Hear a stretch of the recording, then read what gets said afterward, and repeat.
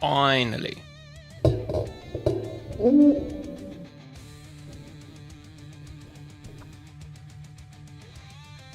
Is everything working now? This was a hard start. Hard start. Okay, let's see. Pop out chats. Is anybody there?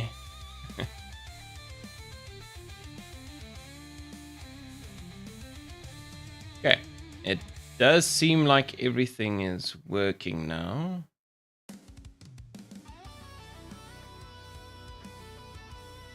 I hope.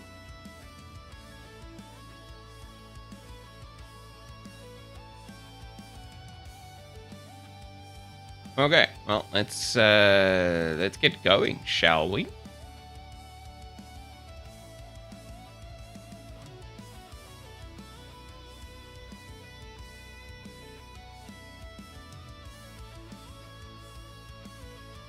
Okay, so this is I've been working on this. I decided to change my UI. Main reason being is I have a lot of nice assets, you know, frames, text, blah blah, whatever, a bunch of stuff that just, it's all specifically made for UGUI, and a lot of it has like cool animations and things like the buttons and things.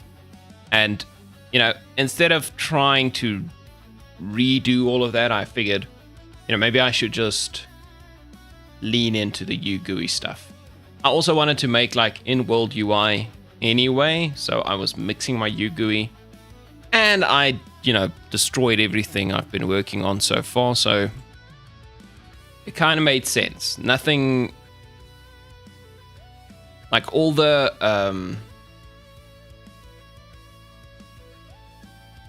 old UI is going to have to be deleted anyway and rebuilt. So I figured, well, if I think I'm going to make a change, I might as well just make a change. So this is now the change. Okay. Anyway, let's see. So I'm creating my icon selector again. And I think this looks kind of fine. Now obviously it's an ugly red color, but that was just I just did that.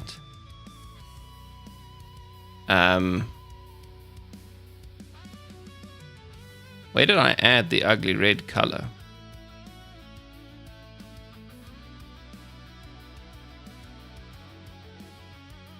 Okay, it's this image, but like the color does not seem correct. Yeah, I was just trying to see the thing, right? I wanted to see if it looks like anything. Okay, so our pop-up has a bit of a background, which I guess is okay.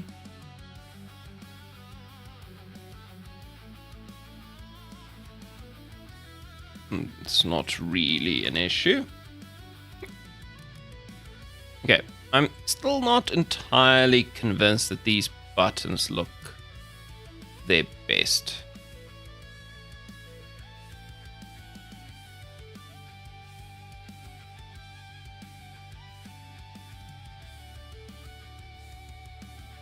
Yeah, there's probably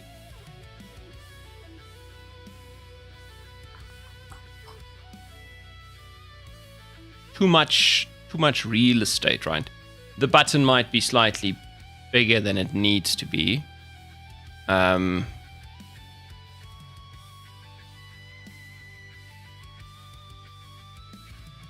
I don't think changing the font size is gonna do it. I could put this. Yeah, the only problem is when this resource is like volatile matter.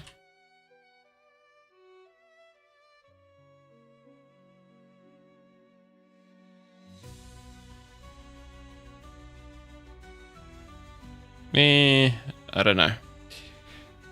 Advanced.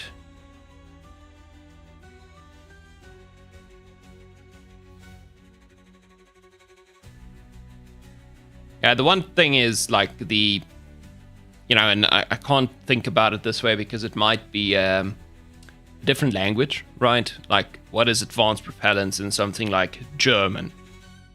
Terribly large word. So then it might look, strange. The sizing, I mean. Okay, so maybe we should just give it at least a bit of a... Okay, seriously, why has this thing got a tint?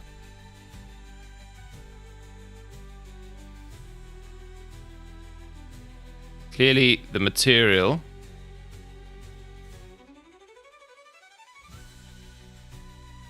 Okay, if we're gonna give it a tint...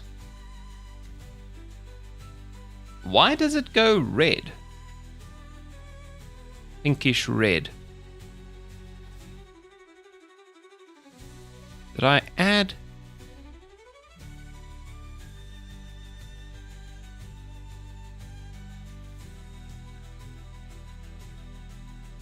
This is very weird. Let's remove the component. Let's add an image again. What? I mean, I remember the pinkish red originally just so that I could see it.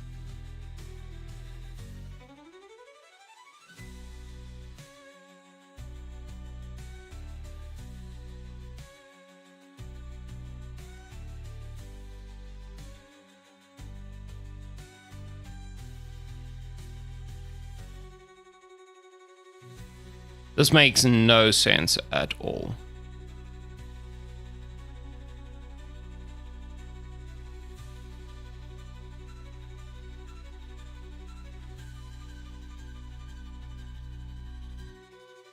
They're clearly white now. Okay, wait, let's get rid of the pop-up. Let's show this one. This one's pinkish red. Why?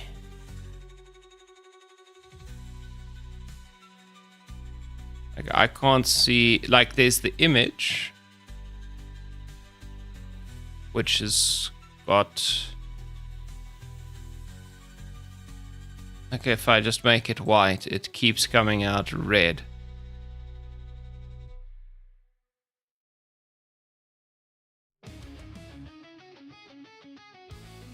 Oh, it's the button, that's why. Okay. Now I remember.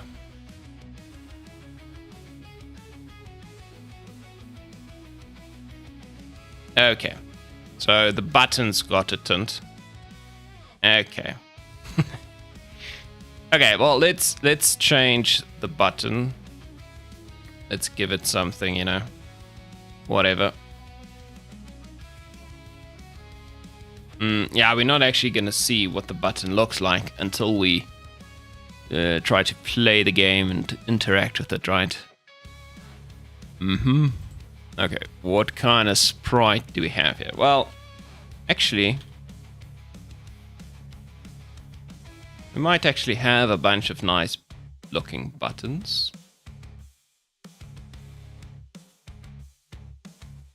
Yeah, I mean, we have these sci-fi buttons, I guess.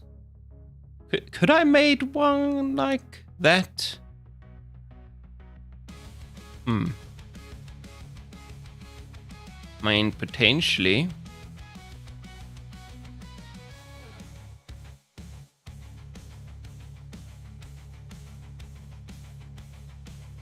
I don't know if I really want my button to look like that, to be honest.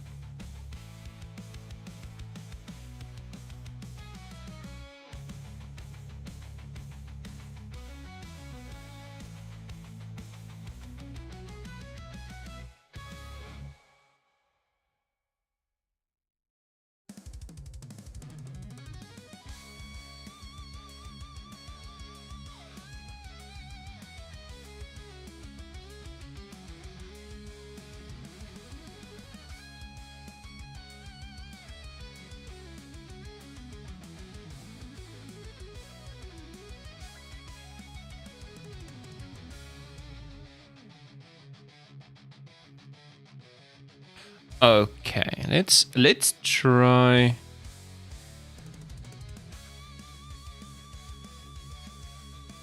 Let's try something. I'm gonna go into my Cinti prefabs and let's go check. Okay, so I don't know, sci-fi menus, prefabs, buttons. Okay. So we got a basic button in here. Let's see what it looks like. Okay, that's quite a large button. But I mean, maybe I do want to use these buttons. Okay, well, that's a bit much. Let's hide all of them. Let's remove this image. Okay, something like that.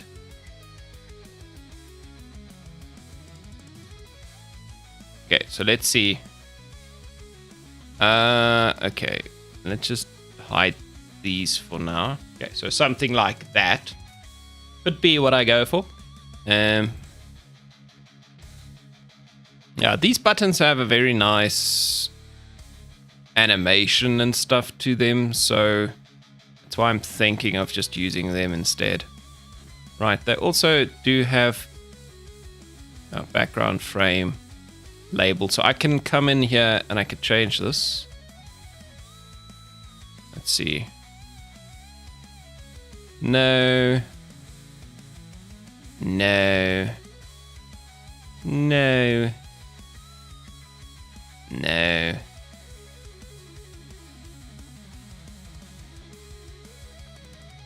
Okay, these are pretty basic. I guess I should have... No, I mean, it did say basic. Oh, what? This button doesn't have anything. Okay.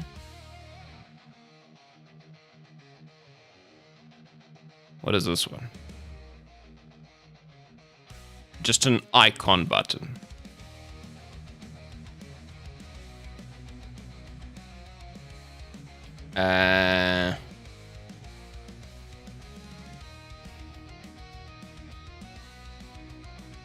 What are these? Menu buttons? Ooh.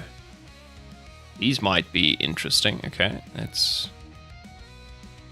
Okay, something like that. I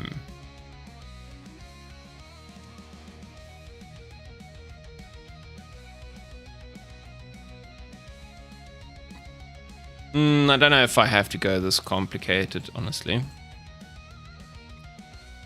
This is kind of cool.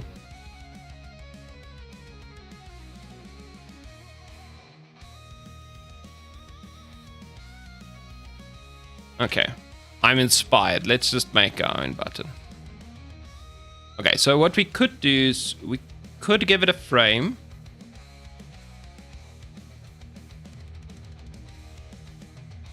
Right, so maybe if we go insert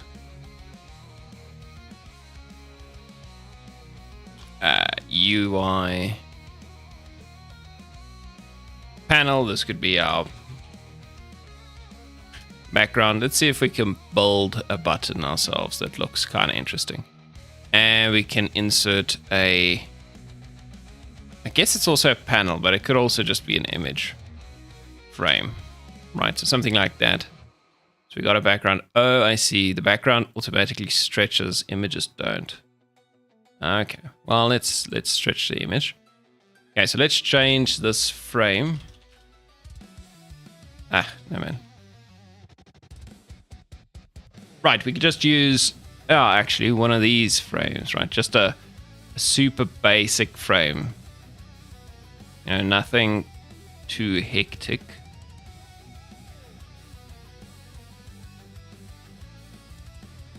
Okay, that's quite hectic.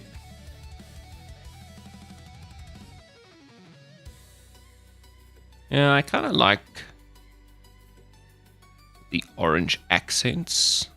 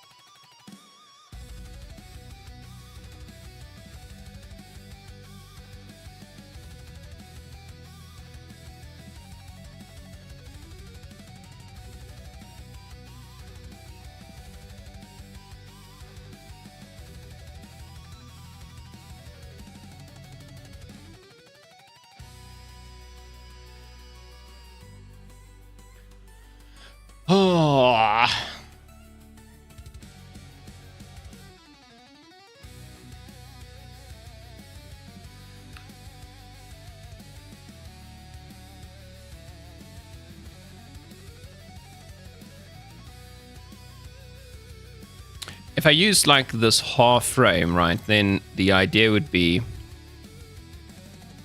to not have it stretched. Yeah, it's just like a holder type of thing, right? So you might actually locate it like something like that.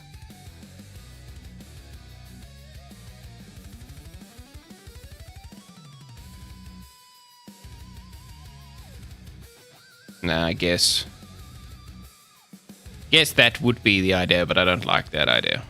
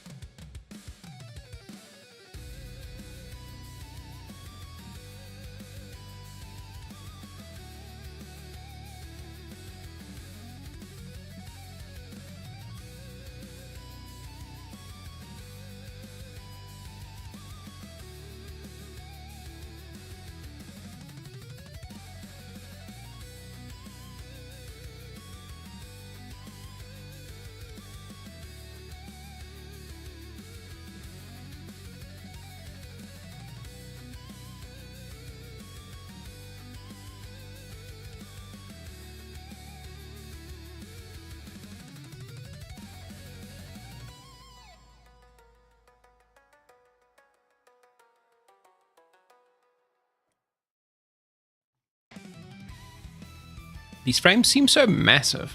Or something is wrong with them, right? It seems like they need to be much bigger before they work.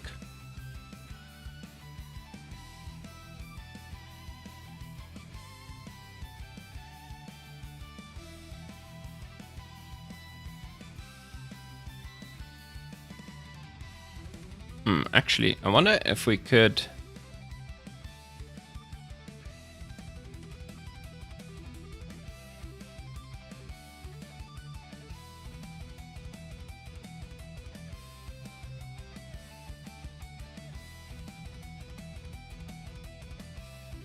Okay, I'm just gonna try something.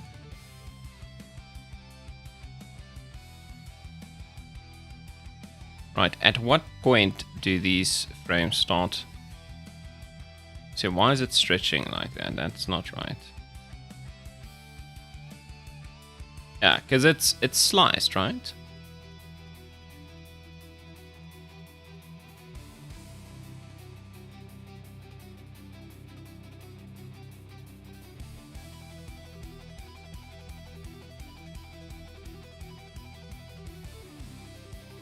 They're meant to stretch nicer than this.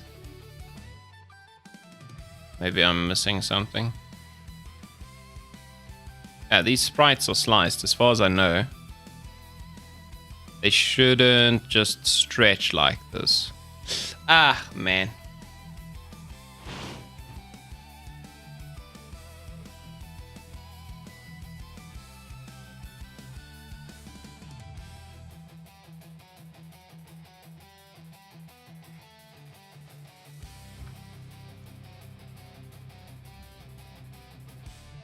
This is partially why I just want to use one of their existing buttons, because, you know, then at least it looks nice, or nicer from the start.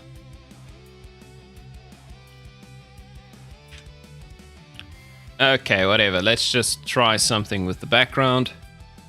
Okay, so background. Yeah, that's just a very basic background. Let's see, background.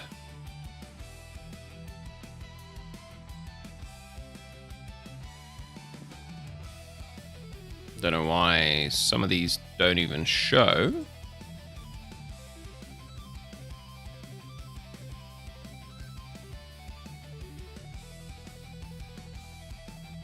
Like that one. Like where?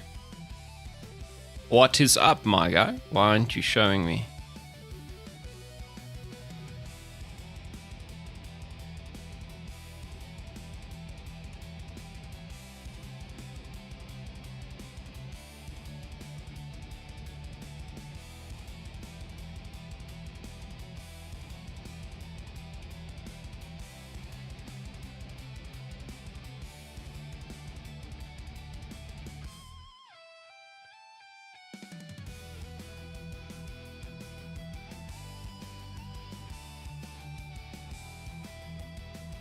What?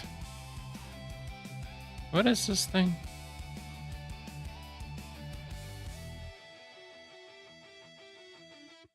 This is bizarre. I don't understand how these things work at all.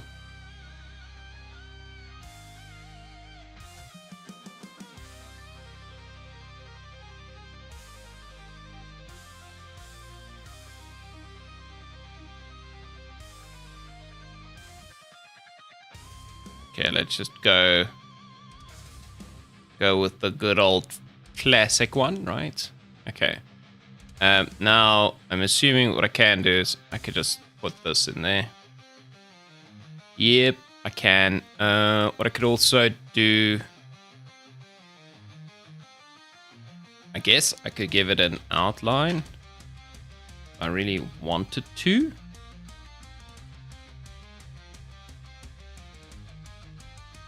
Strange how the outline kind of just changes the whole thing. Don't know what that's about.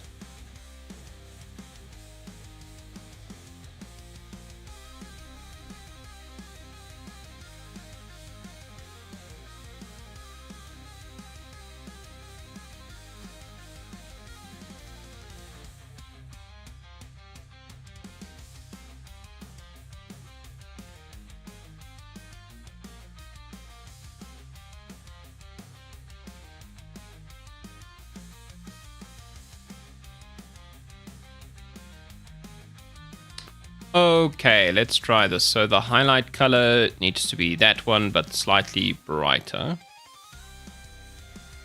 Right, the pressed color, I think, can just be the same as the highlight color.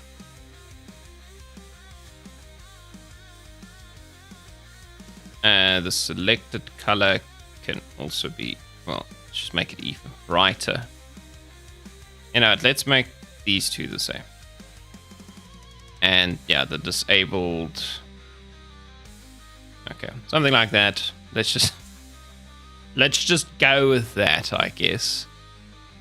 Okay, so now we've got the button like so, and if I, this is the tricky bit. If I open the pop-up, they'll look like that.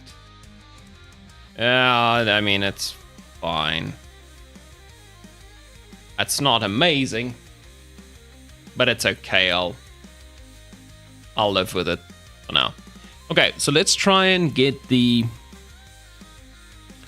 I want to get the resource selector script going here. I think I did create the script. Just haven't attached it, so... UI resource selector. Okay, yeah, we haven't done anything to it, but anyway. So resource selector. This is our resource selector. Let's go. Okay, so the resource selector has a couple of things. It's got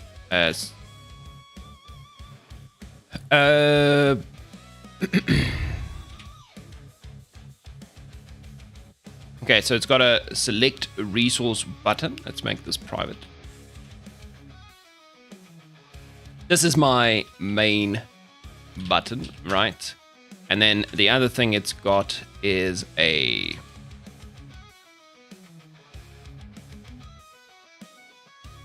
pop-up, which I guess is a rect transform.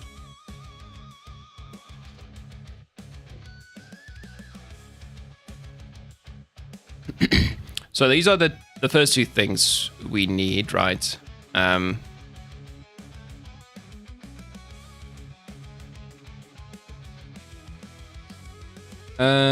Yeah, so that's the pop-up. And then I guess we can have pop-up content as well, I think. I don't know if it's necessary, but let's just get it in case. Yeah, I think so. And then what I also want is a serialized field private game object. And this is going to be the main, or select resource button prefab.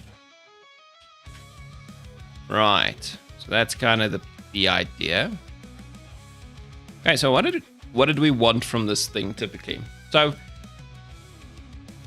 we can use our old icon selector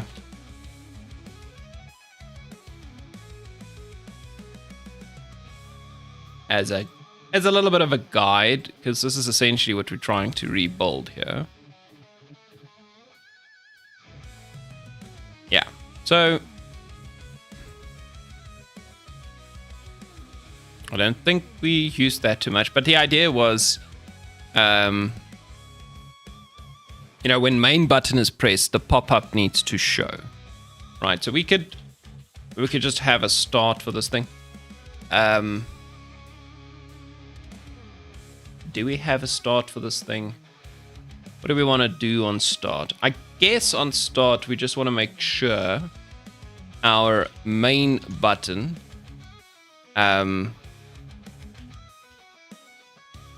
set active true, right? And the pop-up needs to be not active, right? So that's the only two things. The pop-up needs to be closed at the start. So just make sure that is the case.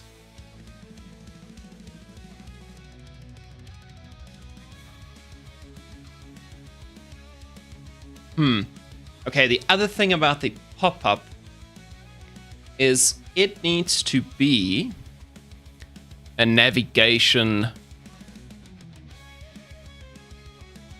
element, essentially.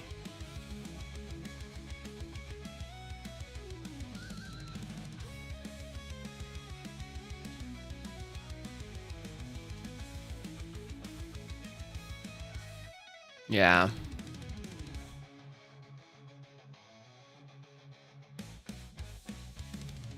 Or navigation item, I think I call them now.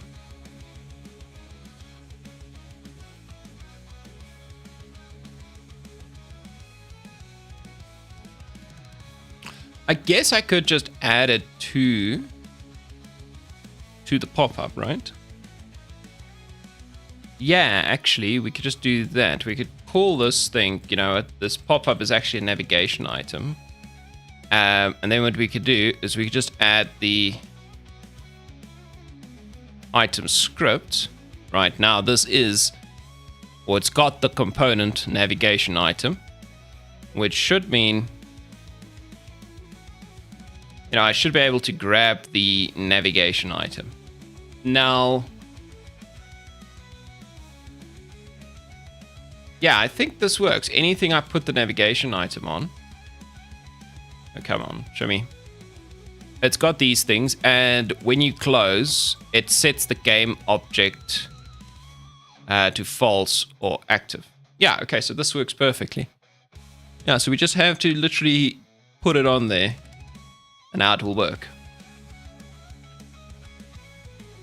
Okay, great.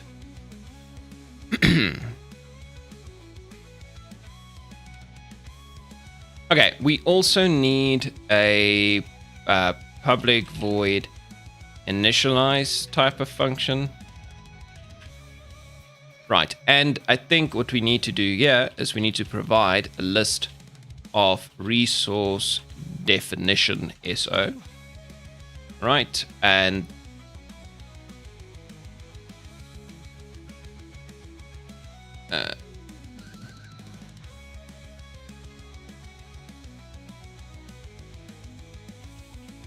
just something like,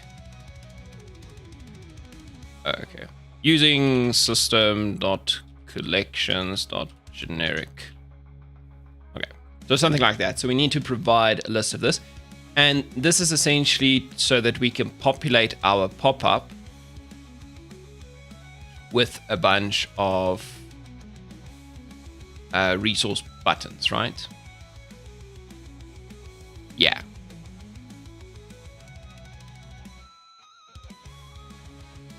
Okay, so we'll do like a for each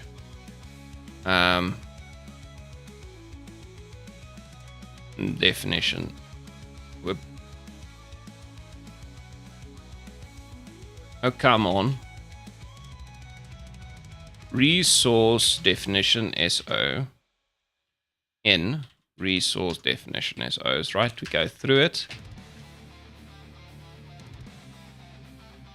And we essentially want to instantiate this select resource button prefab. Yeah. I'm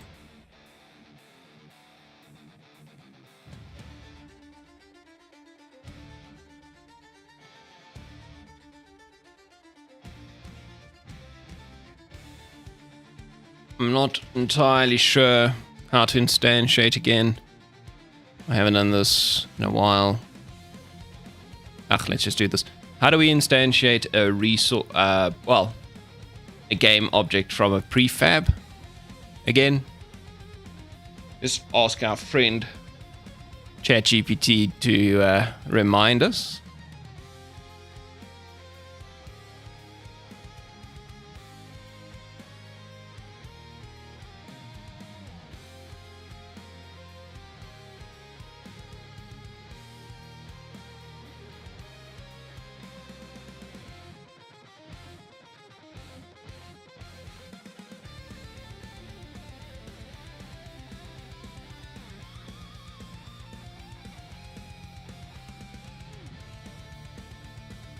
Okay, so we can do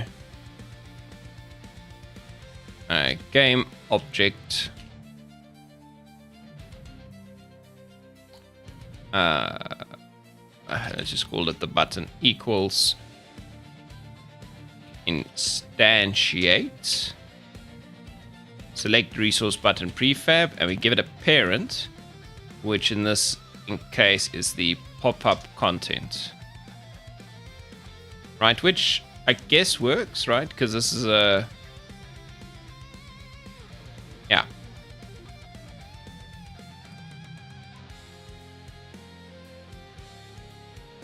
Okay, so now we do that. Okay, now what we need to get is the select resource button.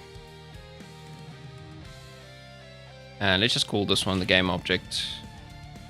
Right, select resource button equals to, yeah, get component. Okay, so now we've got that.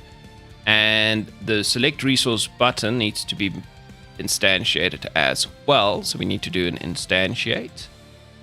Okay.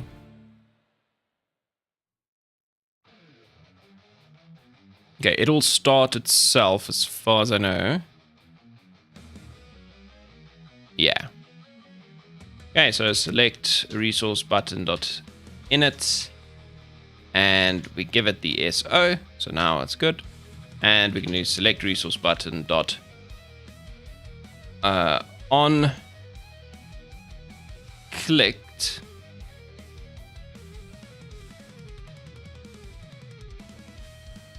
Okay, something like that, right?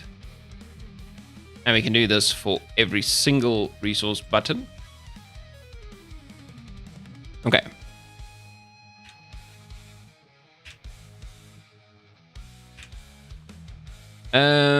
Another thing we could do is we could keep a list of all these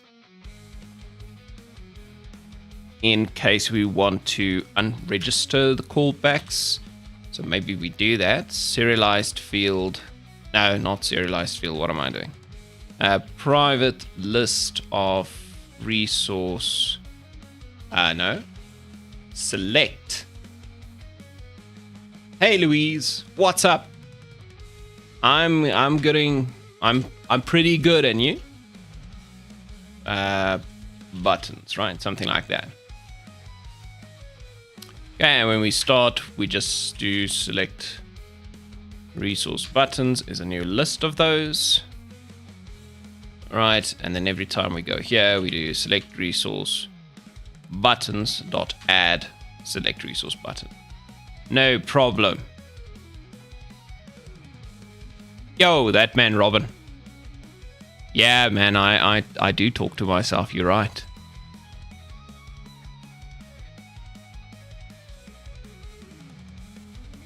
I'm well, thank you. How are you doing?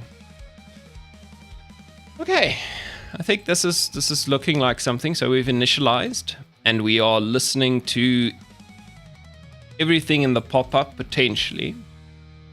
You know what? Actually, maybe we shouldn't listen to it there. Yeah, maybe we shouldn't. But what we should do is we should select. Okay, our main button dot on clicked. This one we should be listening to, right? If we click the main button, we need to open. Yeah, maybe I do it this way.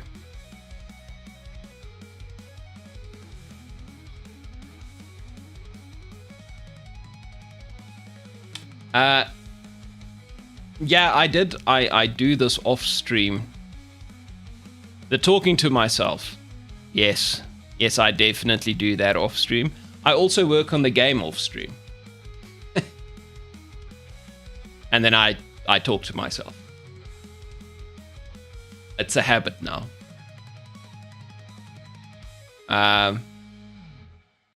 Oh, you still recovering from your eye surgery? How long does that take? It's been a couple of weeks, hasn't it? Or maybe 1 week. I don't actually know. Time goes by quickly fast. But I'm doing well, thanks.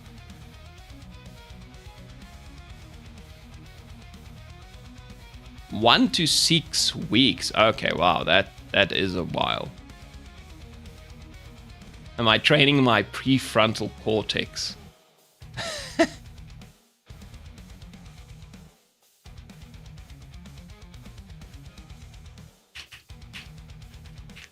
Okay, so when we open this, we want to open our navigation item pop-up, right? So we want to go pop-up dot and now this is a navigation item, right? So I should be able to just call open.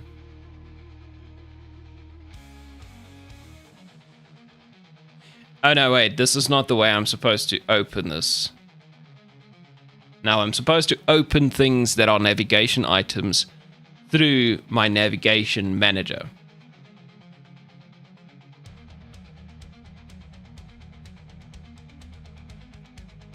Oh wow, okay. Well, that's good then, because this is a complex problem, ain't it?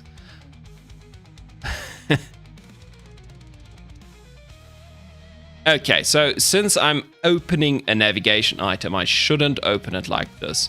I should open navigation items through the navigation manager. Okay.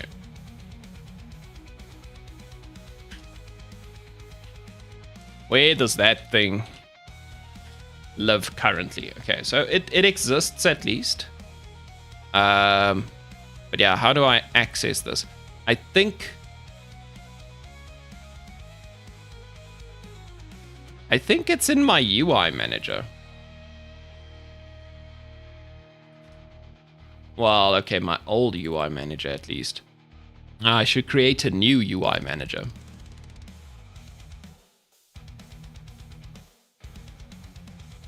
Yeah, I just have an old one, which is the one I'm planning on deleting, right? So let's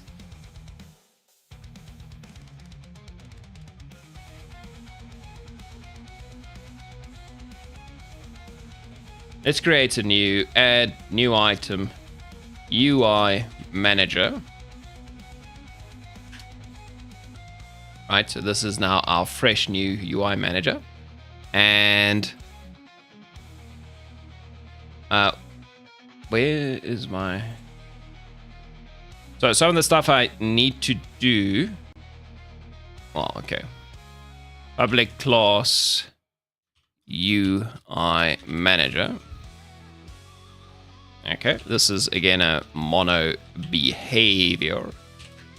Okay, and I think I need to do this execution order. Otherwise, it might break. I don't remember why that was a problem. Public static UI manager instance. private void awake instance equals this. Okay, so those are my first two steps. Then we need to grab a navigation manager and create it, right? Something like this.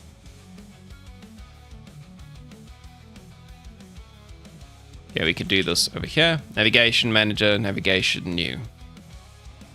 Right, so something like that. Now, whenever I want to open a pop-up, I grab my navigation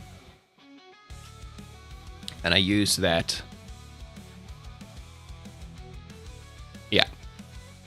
Okay, and I can add UI manager. Oh, I can't because it needs to compile.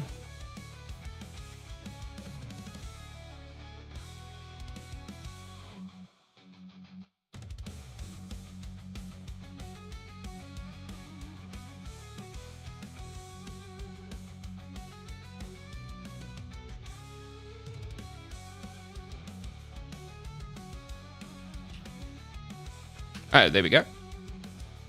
Okay, there's my... Whoops. That's not what I wanted to do.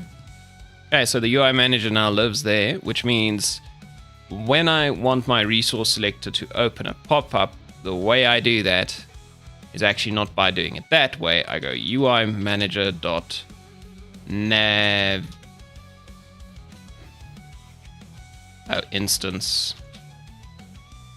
navigation dot open, and then I give it my pop-up. Right. That way we know the navigation is on the stack, and when you click back, it works correctly. It doesn't close a menu that you didn't want to close and stuff like that. The resource selector itself, this should actually also be a navigation item. No. Not this thing. My whole pop-up is a navigation item. Yes. Okay, but we'll figure that one out later. Okay, so we've opened our pop-up. Fantastic. Okay, now we need to do a few things. I think what I actually want to do is I want to do a for each select resource button. And when I open the pop-up, you know, that's actually when I register like that. Right. And another cool thing we can do here, we could do this in a couple of ways, but we can also do pop-up dot on closed. Right, so when we close the pop-up, we could do okay, pop-up closed. Let's make sure we unregister this. Right. So that's kind of neat. So now we don't accidentally have any event registrations lingering, right? So when we click on the main button, we register and we open the pop-up. Right. And we also want to actually hide our main button. So this needs to become false. And now that I think about it, I don't want to accidentally click on the main button again as well. So, well, if it's not active, then I guess we don't have to worry about the clicking.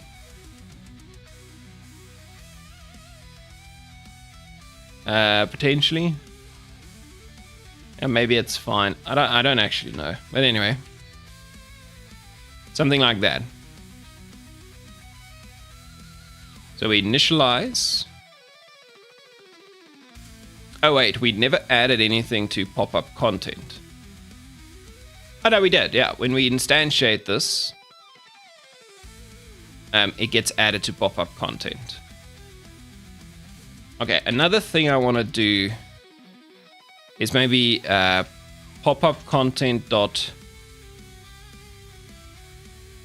There's something about children that we can do.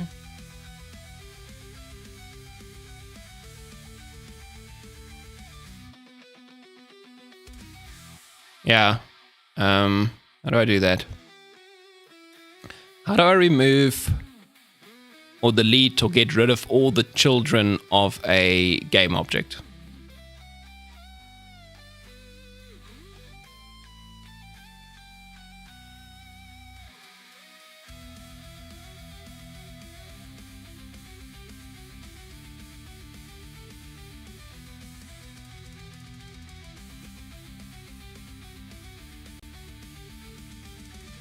Okay, so we can do here.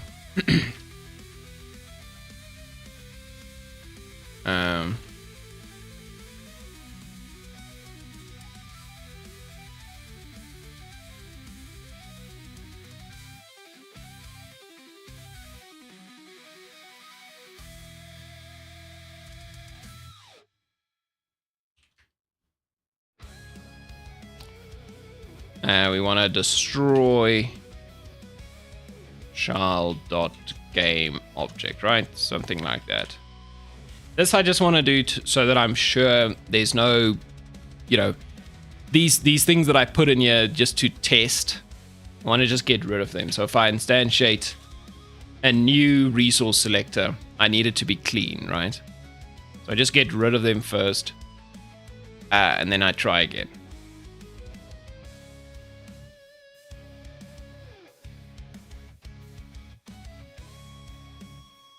Okay, and then the select resource button gets clicked. And that should actually then do something in the game. So normally the icon selector, I guess wherever I placed it, right? Let's see. So the icon selector itself had a, if I remember this, yeah, on selection changed, and I guess that's probably the same thing I should do, right? Oh yeah, and we need to do this set value, I guess, which is essentially what you do, right? Yeah, okay. So setting the value, that'll look kind of interesting. I'm thinking now my main button, perhaps the main button will not be instantiated, right? No. That could be a problem.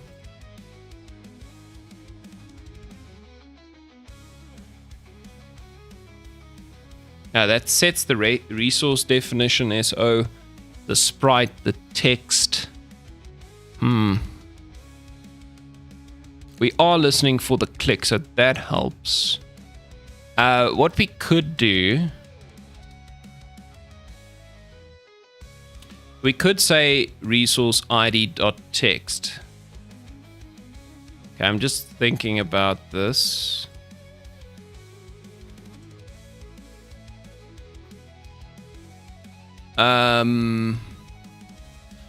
Yeah, maybe we do something like this. Public void make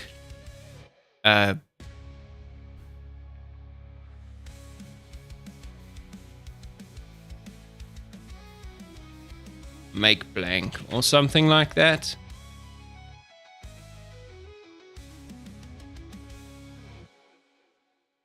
So I'm just thinking, could we do icon.sprite equals null? I don't know if that works. And then resource ID dot text equals no, let's give it something. So this is going to be just select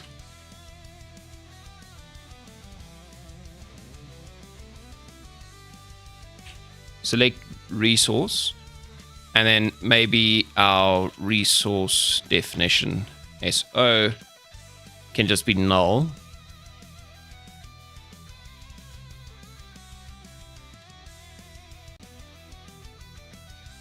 Yeah, something like that. And then what I do here is I just make sure main button dot make blank, just so it doesn't have some old stuff. So now we make it blank.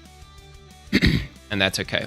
Now, when we select, now we actually want to do main button dot initialize with the object. So we want it to show.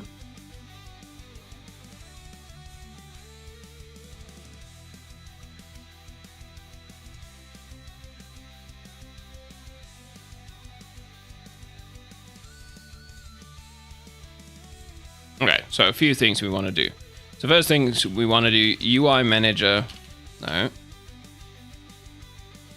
dot instance, my word. UI manager instance, why is this not? I misspelled UI manager. It's a UI manager. Manager. Okay, UI manager instance, but now we want to close. Or actually, we would just want to do back, right? So once you selected a resource, you go back.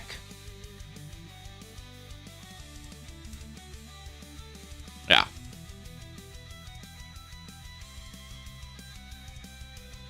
Okay, and we initialize the main button with this, and then we should probably have an public event action resource definition SO, like we did on selection changed. Okay, so once we did that, we can do on selection changed invoke with the object. Yeah, and I think that is basically everything we need to do. Right? I believe so.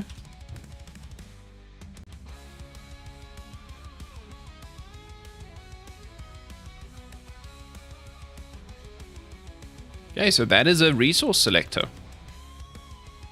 Okay, now we just need to give it all its things. So we give it a main button. We give it the pop-up. We give it the pop-up content. And here we need to give it the prefab for the resource selection button, right? So prefabs, UI, select resource button, yeah. This one over here. So we can create more of them. Or we can create how many ever we needed them. Okay, so let's just close the pop-up here. Okay, so this is kind of what it's going to look like. Select fuel, advanced propellant. So this button you can click now, and then we can set our fuel. Great. Now we still need to do a few more things. So we've gotten up to this point.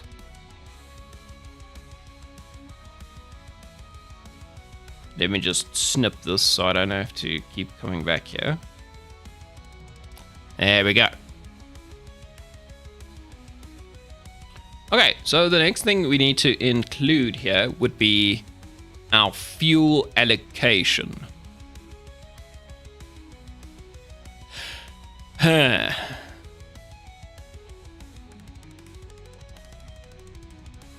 Okay, so we create another fuel allocation. Okay, so we need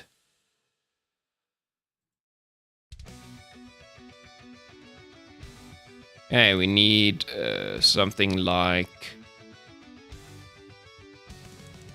UI, some text. This would be the heading. Okay, then we need that thing. Now, I believe I called it something specific. So I actually made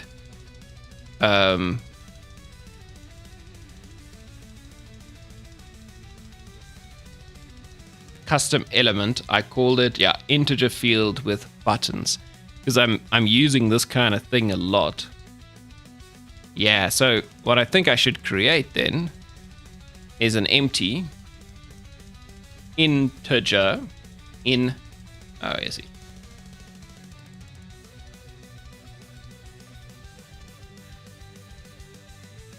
Buttons.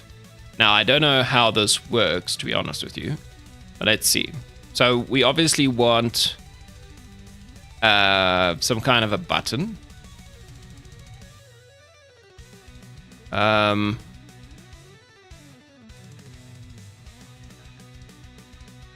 I guess I could just wait. So let's just insert an empty. Right, so this is the... Whoa.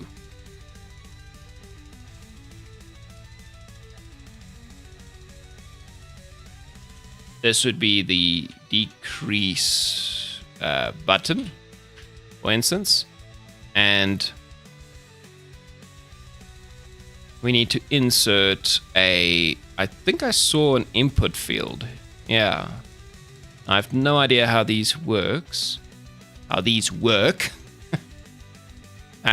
Could we make an integer input field? So let's ask ChatGPT. So in UGUI, what is a good way of creating a integer field? Or something like an integer field? I can see that there's a TextMesh Pro input field, but obviously I think this takes any text. Is there a way to force it to use integers or something like that?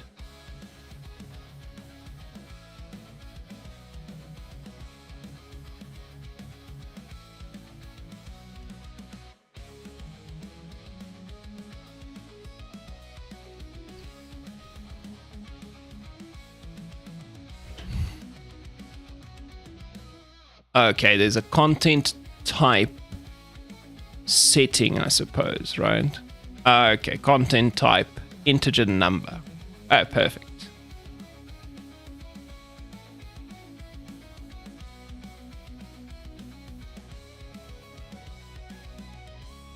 Okay, well, that's good.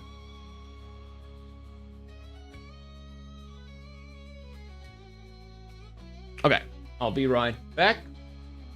Need to use the restroom, then we can continue. La la la la la la la. Hop hop. Okay, 2 minutes.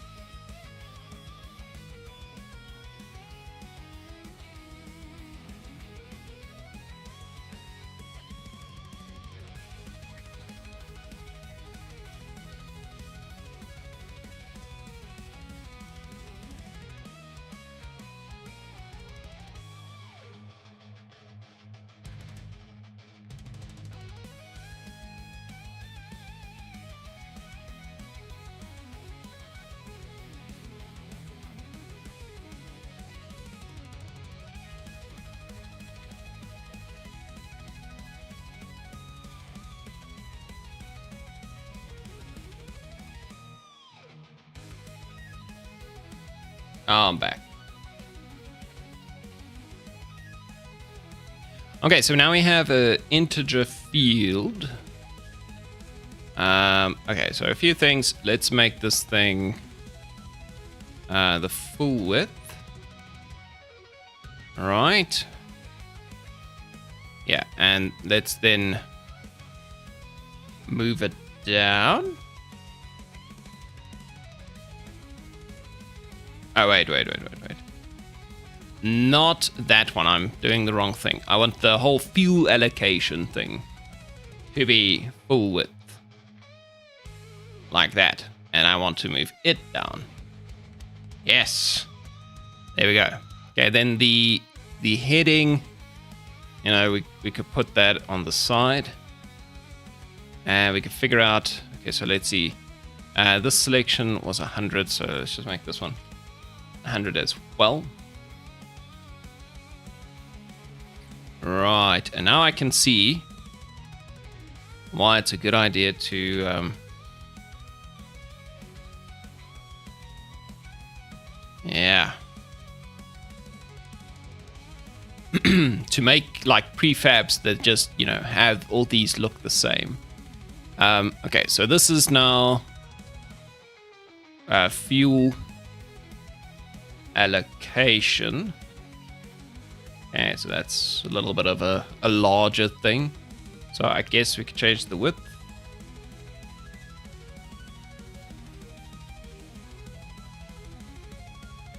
What did I just do?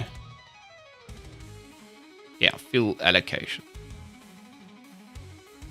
280. There we go. So fuel allocation.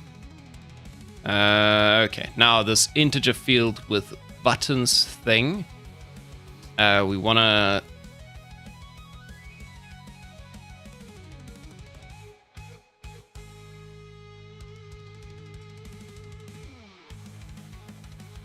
Well, in this case, I want it to be on that side. Maybe negative 100. Something like that. We'll see now where everything ends up. Okay, let's add a button to this. And an image. Righto. There we go. Now we have a button and an image. And a button, this would just be an arrow. Right, let's see. Arrow. What nice... Oh, yes. Arrow. What nice arrows do we have? So for increasing and decreasing things. I kind of just like the basic one, to be honest. Yeah. Just a clean down arrow.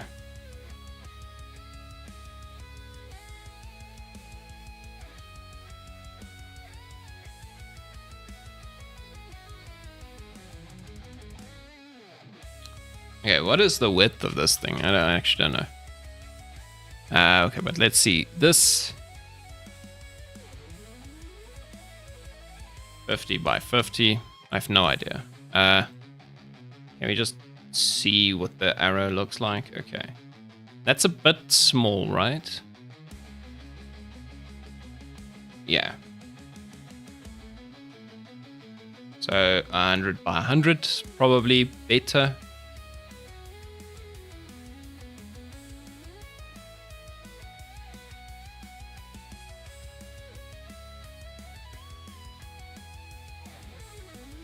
Yeah, I should really try to standardize my stuff.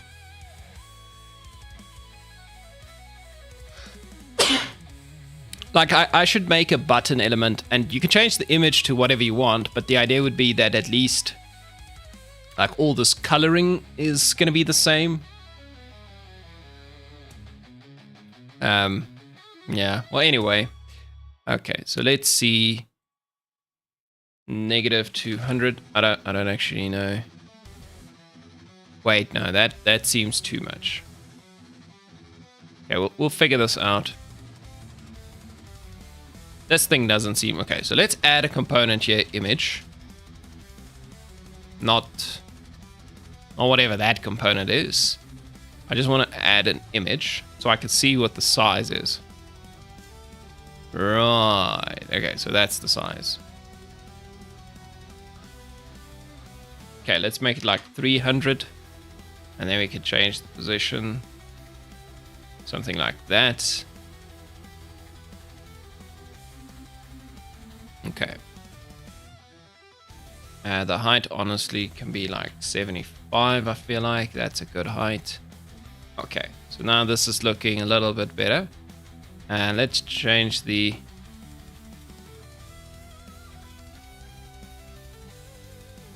Yeah, I just need it to be subtle so I can see it. It's my biggest problem right now. Okay. So we can put the button... Now you see now this... How is that?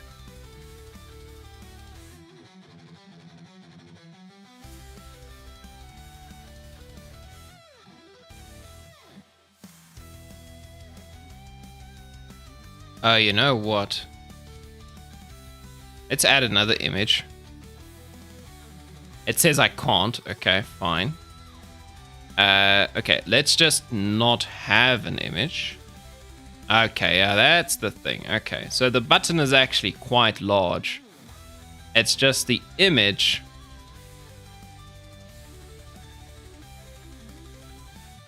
Doesn't show it that way. Okay, so let's do...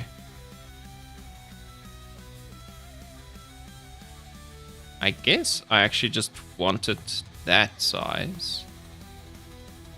Right. The width should be 75.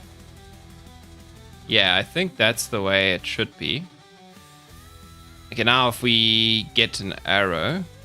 Yeah, you see there's a lot of padding here. That arrow doesn't fill...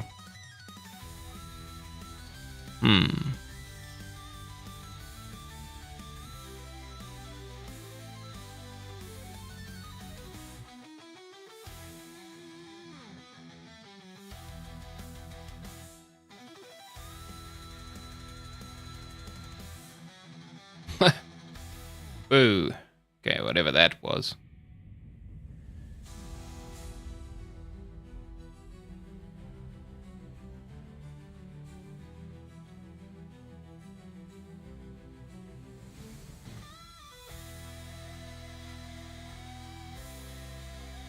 Yeah, these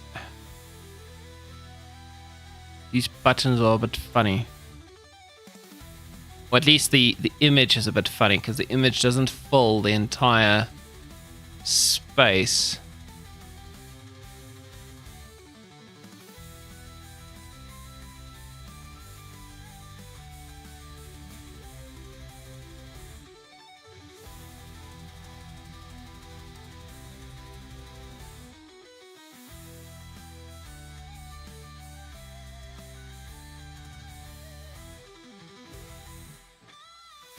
Let's insert an image.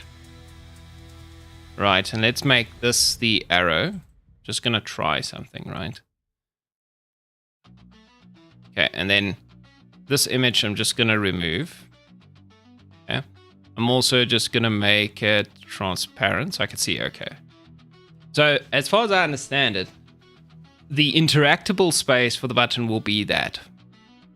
Right, that's everywhere you'll interact with the button. Okay, so if I want to make it so that my button more closely resembles the image, I could do something like that.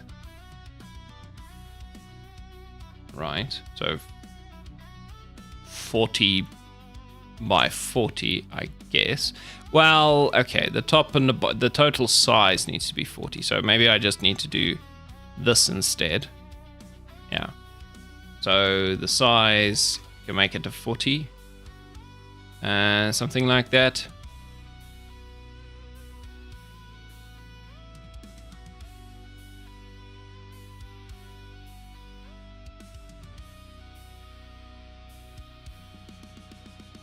Okay, then I can make its position what I need. 10 or 15 or whatever. Okay, I can switch this off. So that's the only thing I see. I can put this image in there. So it should work. I don't know if it works that way, to be honest. But anyway, let's try that at least. Okay, so now this input field, first of all, the background. I don't think I like the roundness, so I'm just going to make it a square or a rectangle.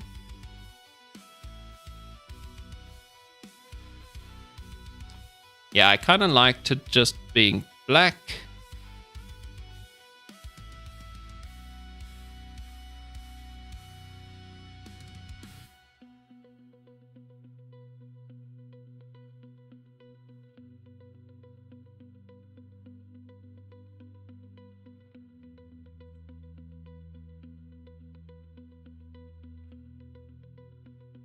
Okay, placeholder could just be a 0. I don't think we need that. Okay, so let's see. So the text is quite small. The input field is a little big. Oh, you know what? Maybe I should make these the plus and minus buttons instead. Yeah, you know what? I think I like that more. Minus. Yeah, I think this is actually what I wanted it to be.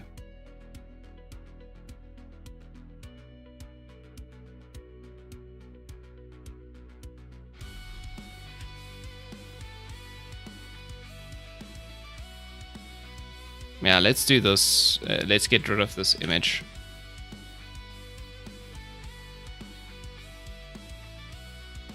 Yeah, let's do that. And let's not do that. Okay, now we can make it bigger. So like 55 by 55. That I like. I like that idea. Okay, now the input field, we can make it higher as well. Yeah, something like a 50. That's good. Okay, so now the text. Okay, so this is the placeholder text. I just want this white with no funny business. And I want to center this, and I want to make it significantly larger. A good old 36, I think, is a good number. Right, we can even give it a nice font. I think that's our font, right? Yeah, I think this is our font.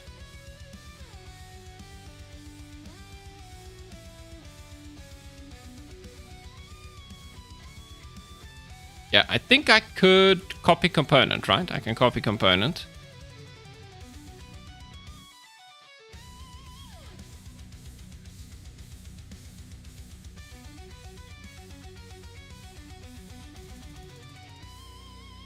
Okay, we can't set the text here. That's fine. Okay, but we can change the sizing and everything. Okay, so that's good. Okay, and then that's the decrease button, and then I just want to do another one.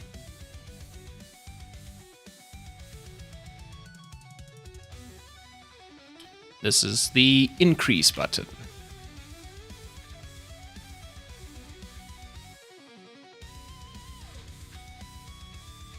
Okay, increase button, you will be going to that side. And your position can be -10. Yeah, I like that. That's kind of clean. Okay. Can I give this thing a border?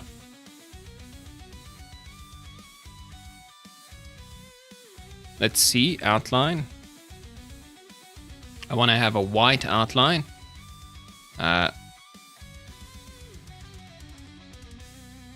That's perfect.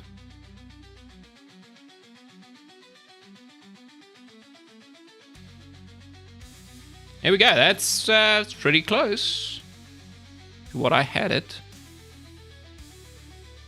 So let's see if I make this like 5,000. Yeah, okay, no, it can handle pretty big numbers. So I think that's fine. Okay. I like the way that looks. So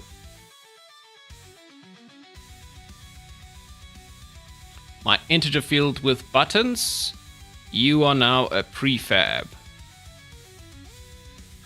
Boom. Now we've got an integer field with buttons prefab. Now the next thing I suppose would be to make a little script to control this.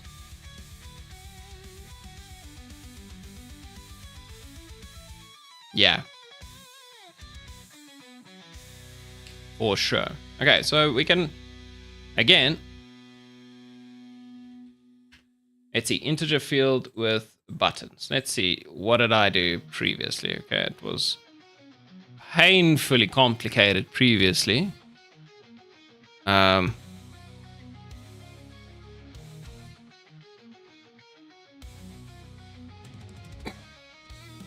Well, not that painfully complicated, but pretty complicated.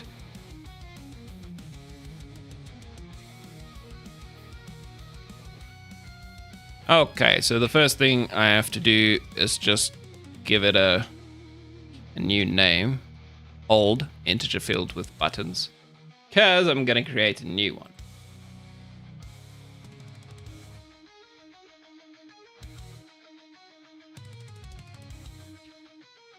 Integer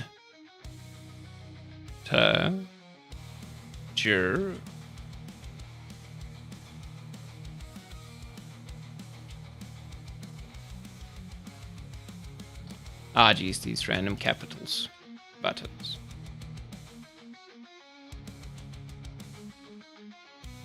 Okay. Public. In public class. Integer field with buttons. Okay. Fantastic. So there's a few things we want to do. So we want to grab. This needs to be a mono behavior.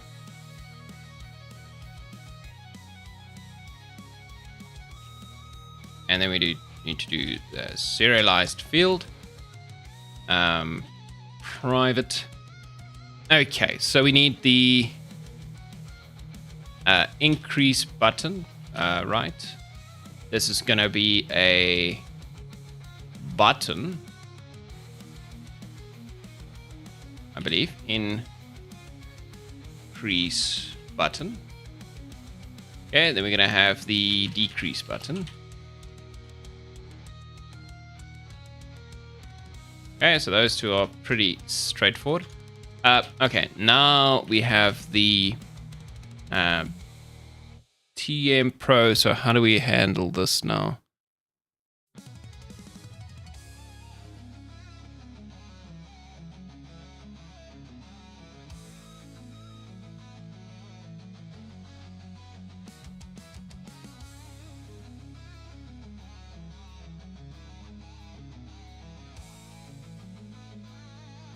It's a TMP. No, underscore. Geez. TMP underscore. What the hell? Oh, I think I'm not. Input field. Yeah. Okay, so that's my input field. And that's pretty much everything I need to grab, right? Initially.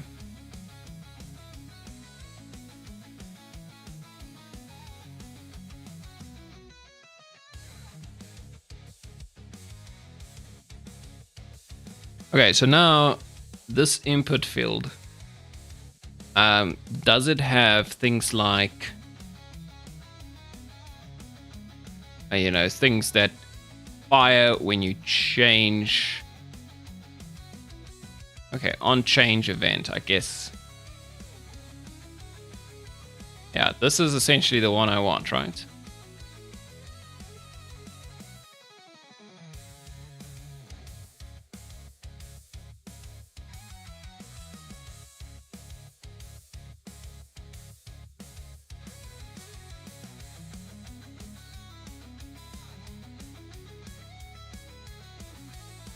Okay, I have no idea what that's about. Okay, but essentially I think I want to register all... Oh, geez. I wouldn't say register, but I want to listen to the on-change event, right?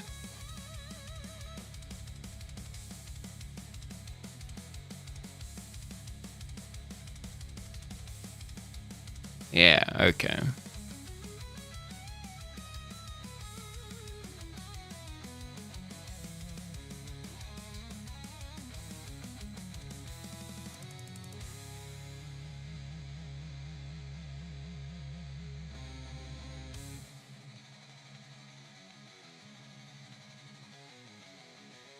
Okay, I think I want to make a private int value. Right, this would just essentially just be the value that's currently inputted.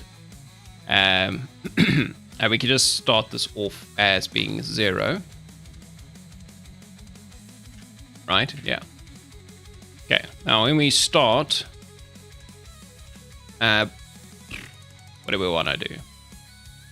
I think input field, so let's see, input field dot on, now let's see, they say on value input, on value changed.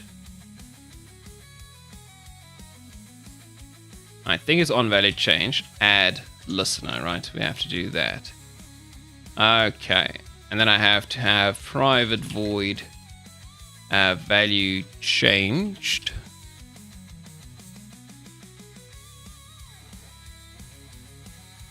And this would actually get a string.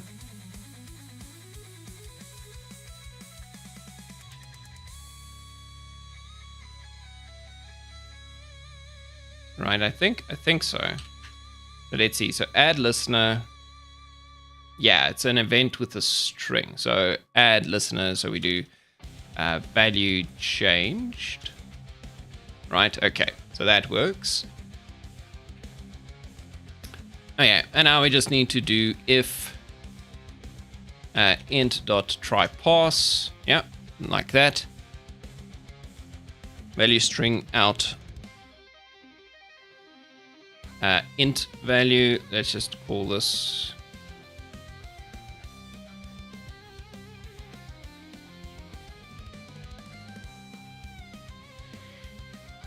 int new value.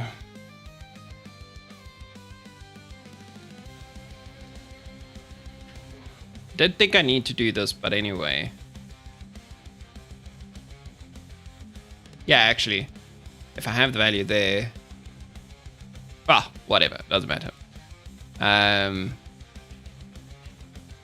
Let's just do it like that for now, because I understand what I'm doing if I do that. Okay, now the other thing I'm wondering is input field dot value.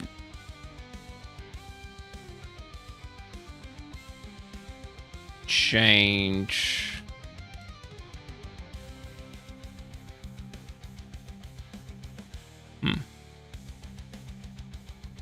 Okay, how do I manually update the input field? So what I'm thinking is I have two buttons as well, increase and decrease. And when you press them, you want to increase by some amount, right? Yo, Damon. 2 streams, what do you mean? This is the only stream. Maybe you mean earlier when I was trying to start the stream, it kept breaking. So I had to restart it quite a few times. Maybe you thought I started and ended the stream.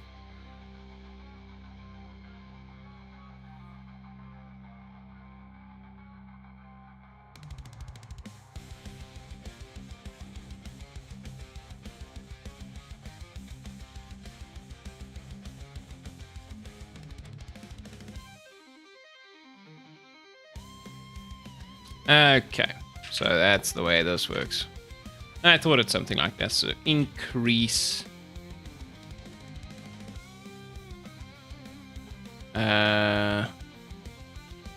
I already forgot how this works with the buttons on clicked.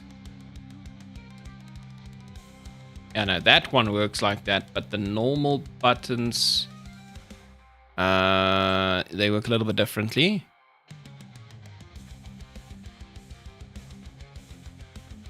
Add listener, yeah, on click add listener. Okay.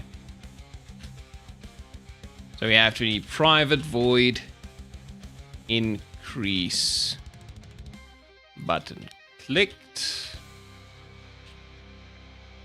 Right, and we have to do the same thing for the decrease button.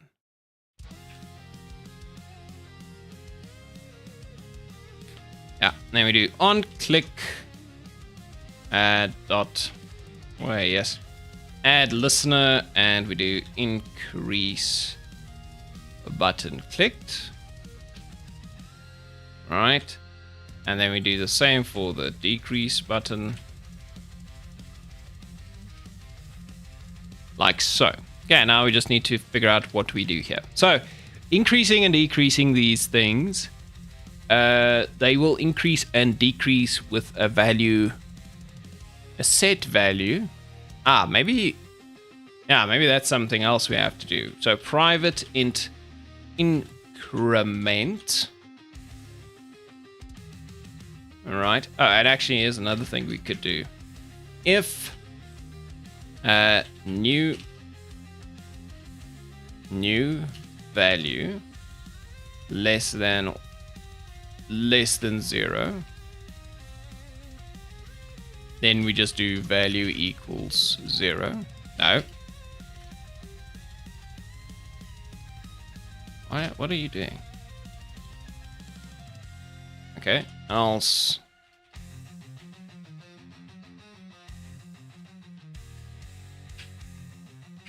Right, something straightforward like that. Now, increase and decrease button.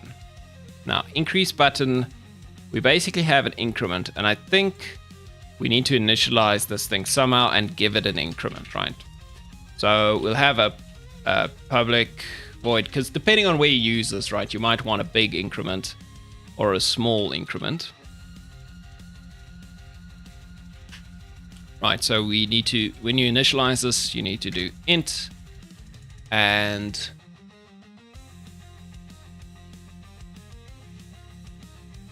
I guess we could have a start value and int increment.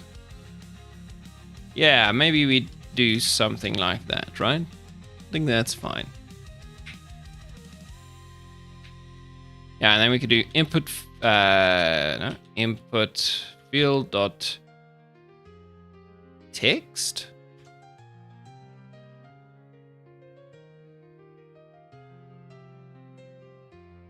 Equals start value to string, and we can do value equals start value, right? And increment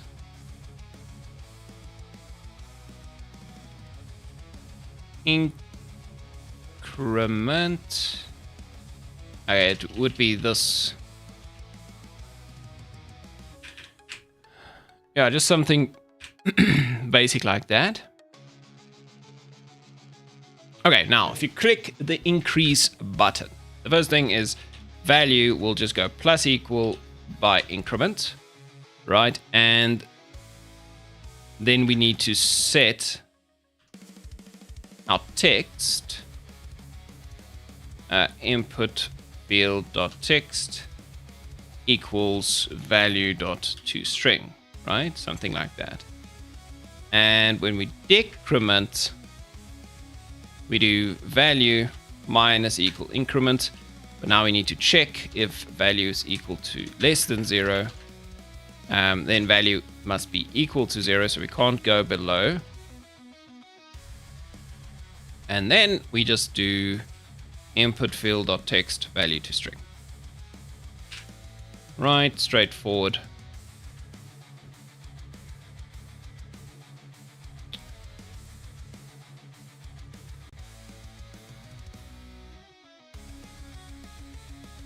Okay. So now the value will go up and down and it will update the text, I think, internally. The only thing we might need is we might want to get the value or something at some point. So there might be two ways of doing this. We can either have every time the value changes, we have an event. So you can listen to the event, or you can just get the value.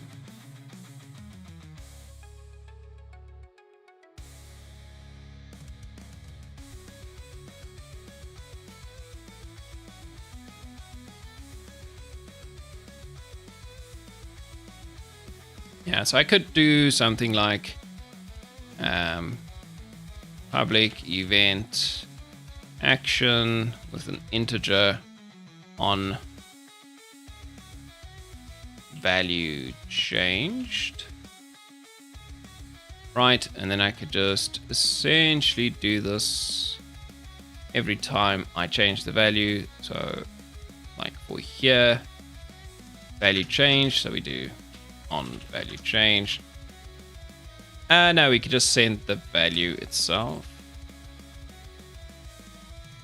when we increase or when we decrease, right? So in all those cases, we that's not how you invoke.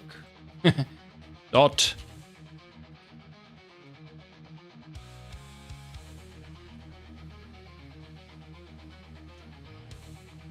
yeah, that's the way.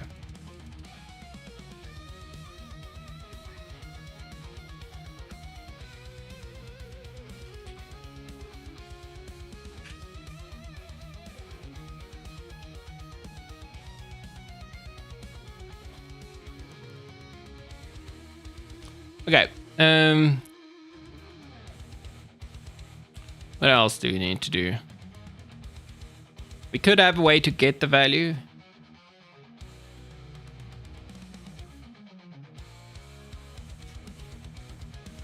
If we wanted. What did I have for my previous integer field with buttons? Yeah, so I also had the onValueChanged event. But yeah, I did have a get value.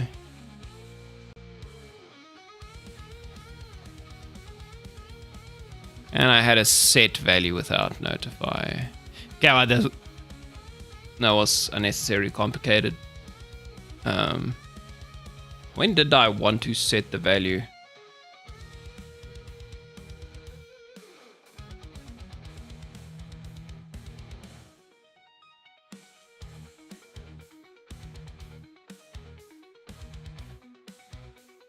Oh, I guess I might have wanted a maximum value or something. Okay, so let's just do public void set value. Right.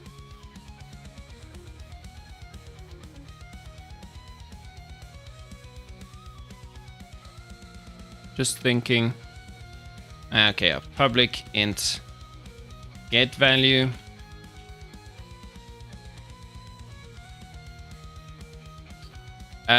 We could do this set value without.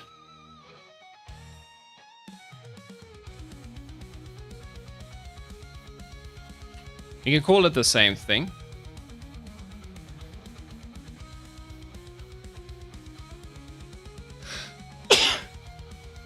Okay, so we want to have an integer new value.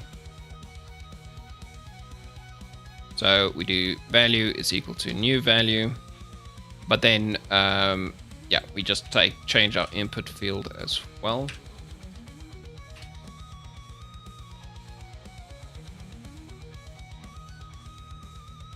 Okay, and the value cannot be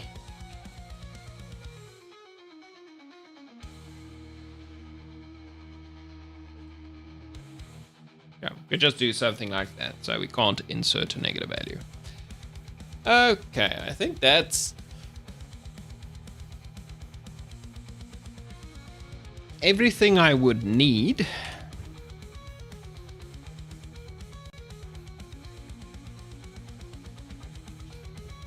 Yeah, okay. So let's go and add that to my component. Or add this component to my integer field with buttons.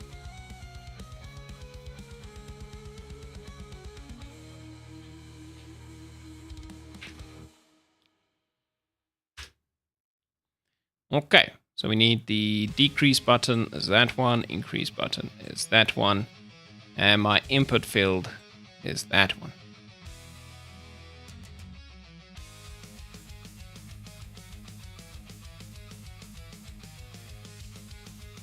Okay. So I'm guessing that's gonna work. I hope. Okay, so now we have the selection field, the field allocation. So all these things work, hopefully.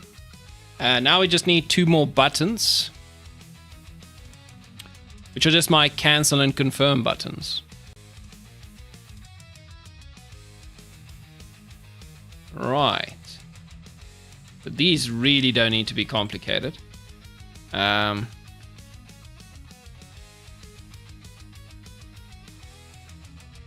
Let's see if I can't have a nice button prefab.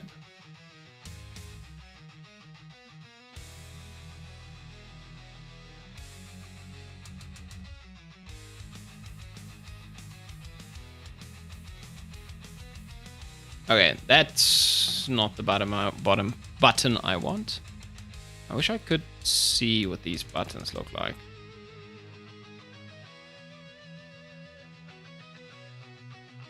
Are there any buttons that's gonna fit the aesthetic?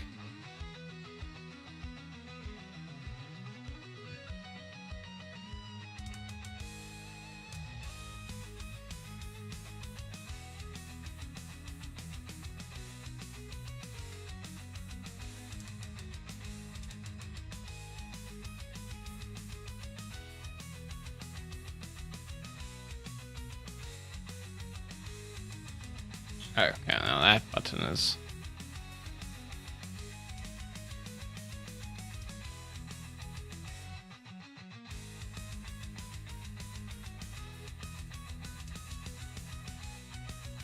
Okay, wait a minute. This is maybe...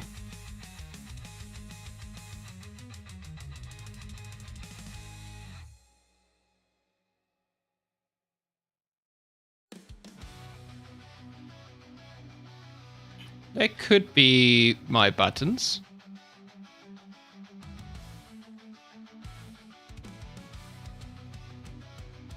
Yeah, that way I could have, you know, confirm, cancel. I could give a little thing. Whatever.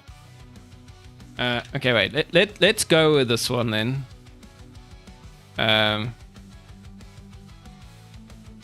Yeah, so here's now a quick question. If I wanted this button to be smaller, does it scale nicely? Ah, it actually does scale quite nicely. So if I wanted something like 0.8, and let's imagine I want to put it in the center.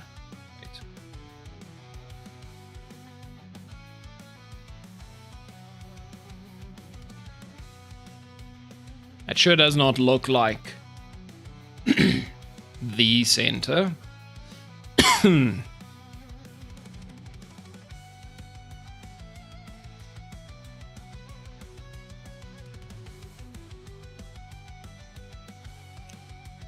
Alright, let's see. Frame. So this could be the confirm.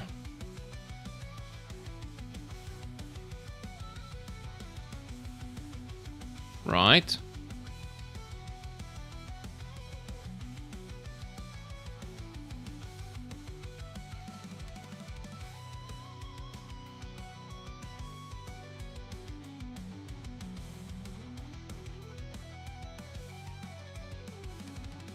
Yeah, that is my stuff I'm using. And this icon,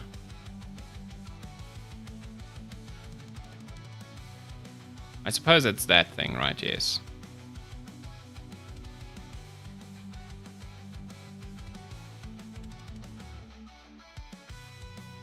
Okay, now you know what?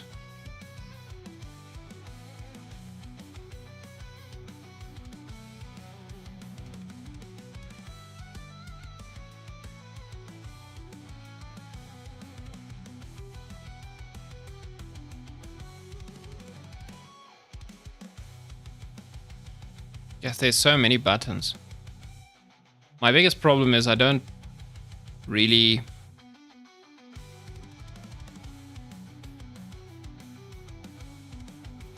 okay, yeah, these navigation buttons are kind of clean.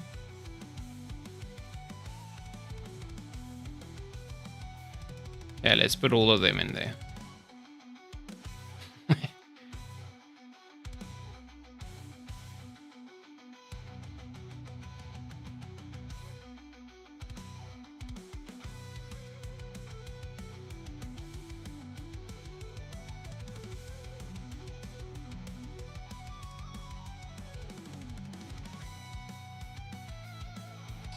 Okay.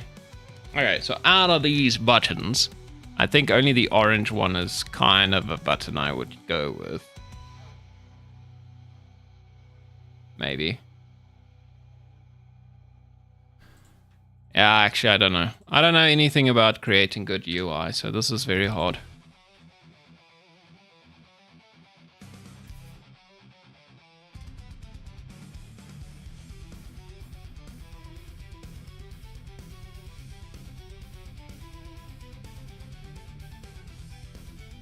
.8.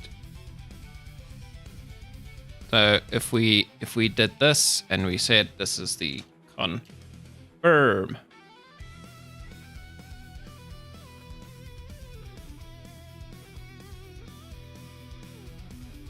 the confirm button, and then we duplicate it. And you see now, I thought that was clever, but now it looks terrible. Why is UI so hard? Okay, let's just get rid of them. Let's just add buttons. Right, we'll just start with that button, I guess, as we have the text. Now, what we could do, I suppose we can remove this image. Unless this is just a background image, right? So I guess that's fine.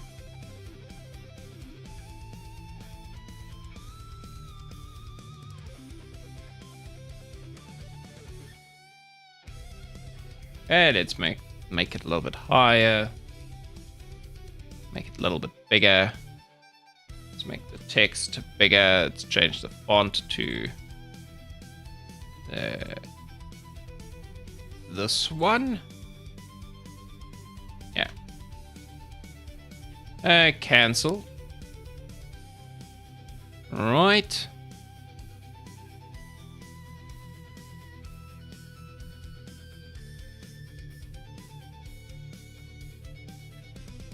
Cancel button.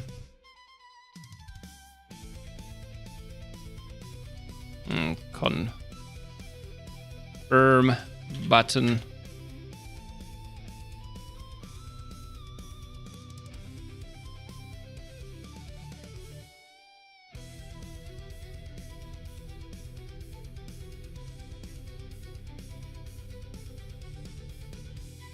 Yep, there we go. Okay, we could just make them 250. I feel like that's a good size.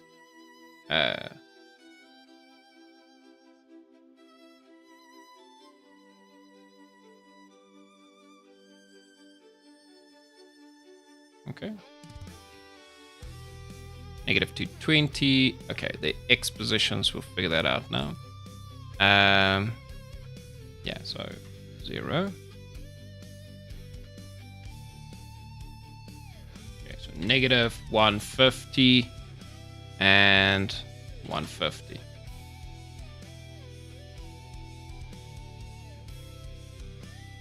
Right. Okay, now that's actually my whole thing. Now we just need to add the actual code that makes this thing work. Okay, so we could take the input. Oh no. Why does that happen? So the info. Oh, it's because I'm not, okay. No, I see.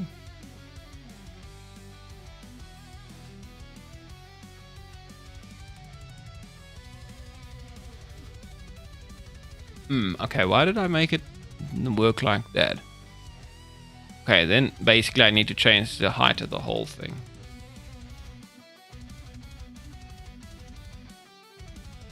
Oh my word. Why?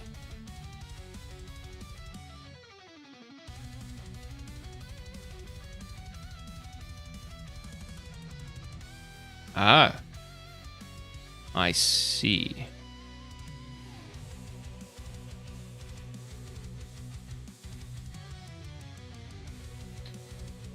Okay, let's test that. Ah, okay. So that is, in fact... Ah, that's very interesting. Okay, so we make it 900. Now, essentially, what we want is for all this stuff to move down. And then all this stuff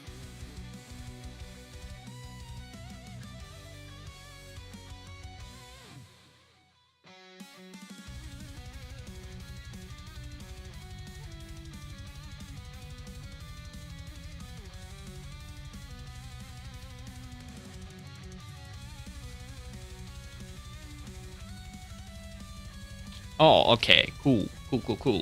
Okay, I see a problem with my fuel allocation. My increase button. It's got the wrong kind of thing. This needs to be a plus. Okay. There we go. Very nice. Very nice. Okay, cool. That's it. Then I guess. Basically...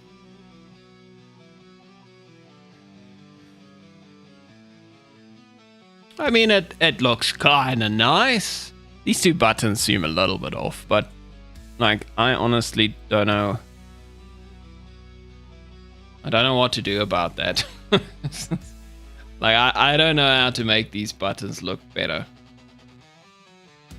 Like, as soon as I...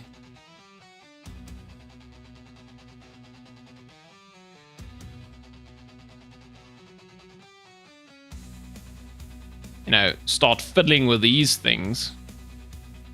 I don't know. Yeah, I mean, technically I could just give it a frame. Something like that, maybe. Actually, it doesn't look too bad.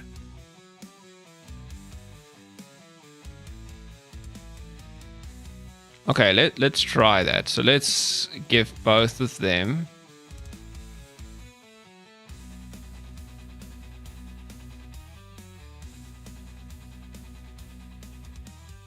Okay, we wanna do one of these. Copy component. Paste component values. So now they look like that. Okay. We can make them slightly bigger. Well, we'll see now, but we can make them bigger like that. And then we need to add the frame, which I guess I need to add with a UI image. Call it the frame. And I need to make the frame, I think, stretch like that.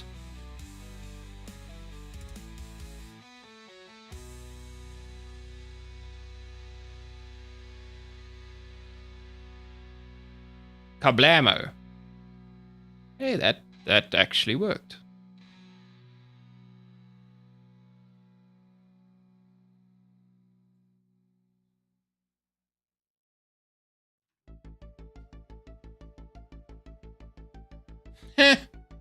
Okay.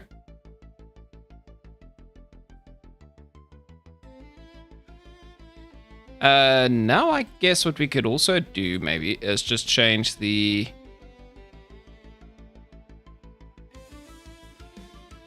Well, you know, let's not worry about it. Let's keep the color.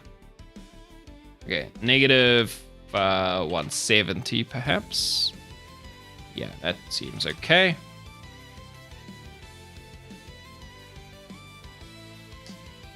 Yeah, I mean, we can live with that for now.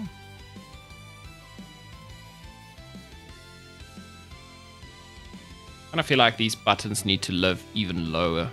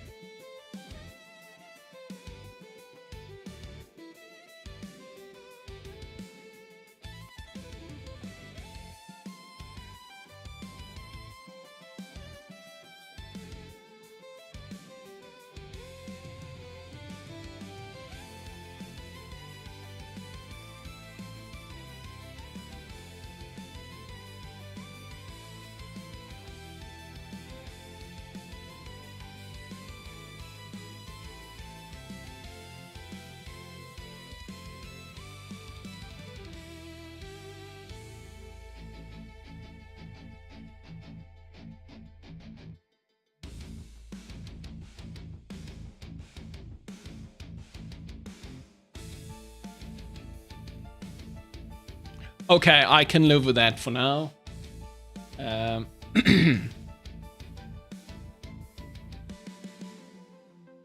Okay, so now what we need to do is we need to make this pop-up work. So this is the travel pop-up, right? So it needs to get a component called Vulkan Travel Pop-up, in my opinion. So I think I already have something like that, right? Again, we just...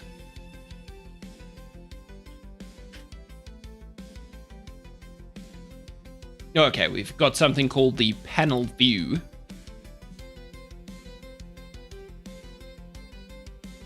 But honestly, like I like calling it what it is. So I'm just gonna add Vulkan Travel Pop-up.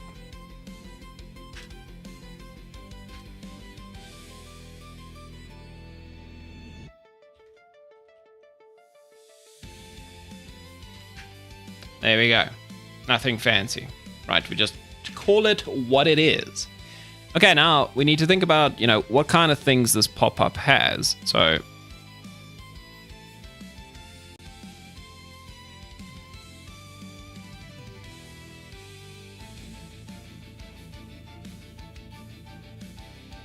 yeah, so it's got a bunch of things. So let's just open up the hierarchy so that I can look at it the way I configured it. Oh, come on, Unity. Okay, so most of this we don't have to worry about, but the info, some of this we need to worry about. Ew. What's wrong? Are you saying, ew, my UI is ugly? How dare you? My UI is amazing.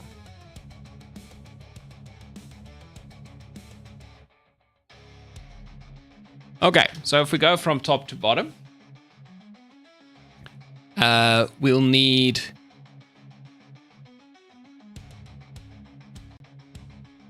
Yeah, look, the UI still needs work. I'm not gonna claim that this is perfect or anything. But it's... it's better than this. This is what it was, right? It's just a bunch of... Oh, the booger on the hand. Ah, shit. I mean, I think this is an upgrade, right? Just black with white text to at least something that resembles a little bit of... Yes, I went back to you, GUI.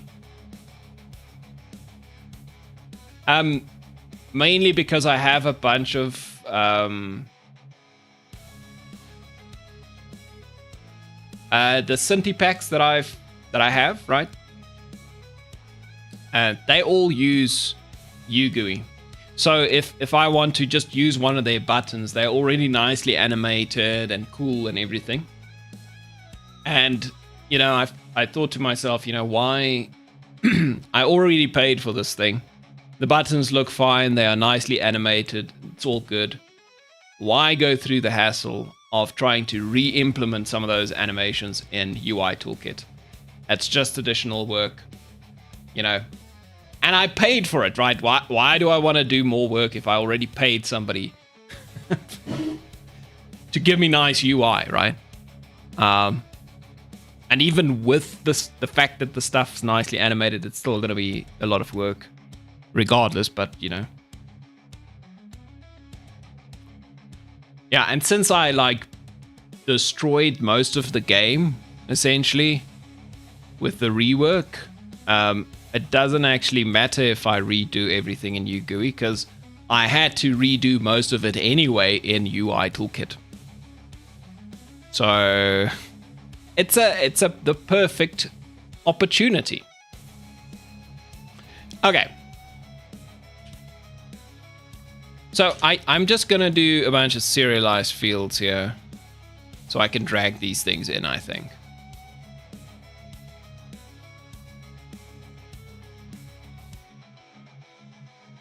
Yeah. Now you have to pick your fights, eh? No, for sure. For sure. Okay, so serialized field, private.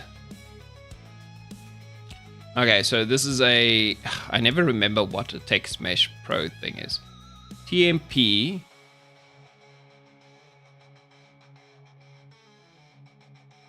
I'm sure I did this recently. Where did I do this?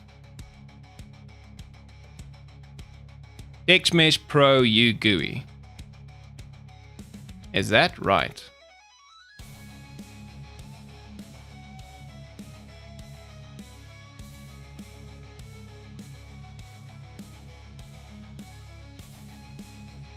I'm gonna assume it is.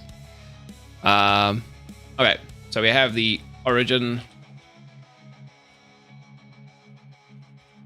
and destination. Okay, so those two things. Okay, then we will have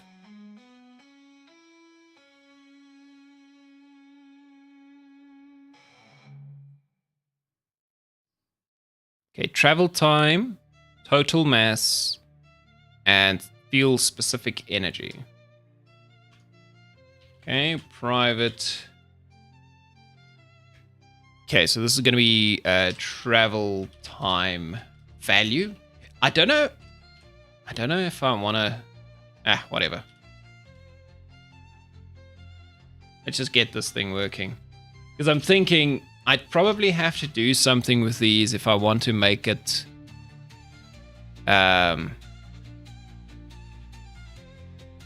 work with localization. But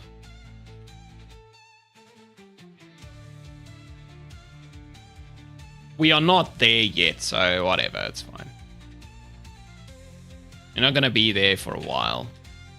Okay, so that's basically all the fields that we want to change with code, right? The travel time, mass, specific energy. Yeah.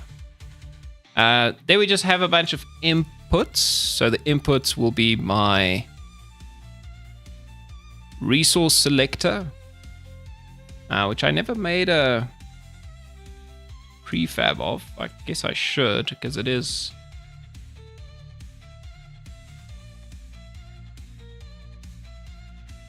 Yeah, okay, so we get our resource, our integer field with buttons. Okay. Yeah, okay, so these are just, these are the info. Oh wait, we can do headers, right?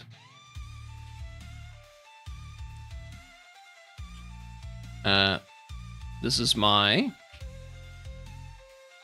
info. And now these are my input. Ah, cool.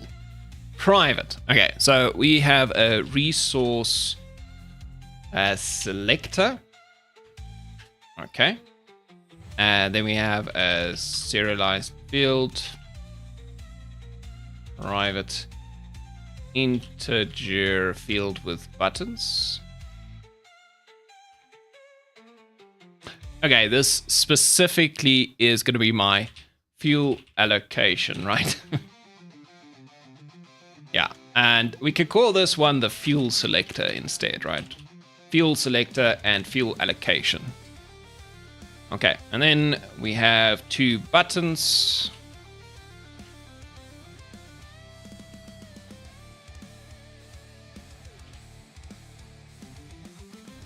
The cancel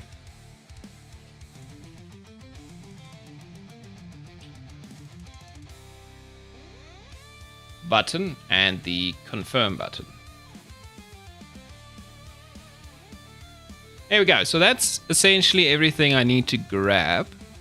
These things I update. These things I have to register to in some way.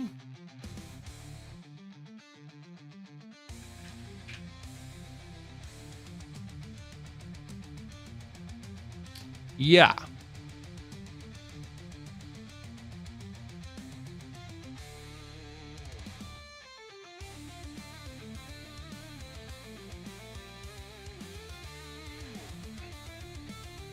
Okay, so we do a public void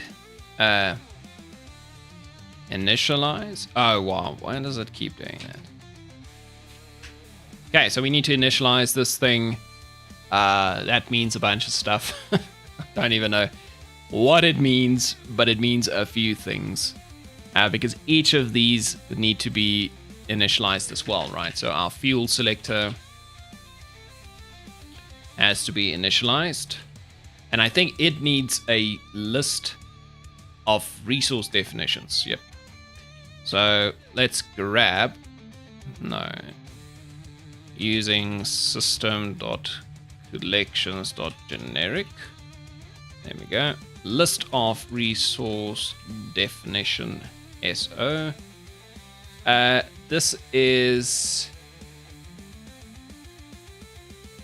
let's just call them fuel.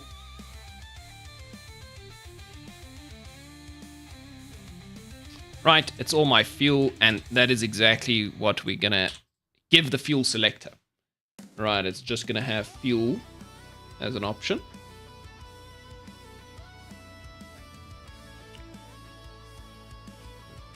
Okay, there's a few other things this thing needs.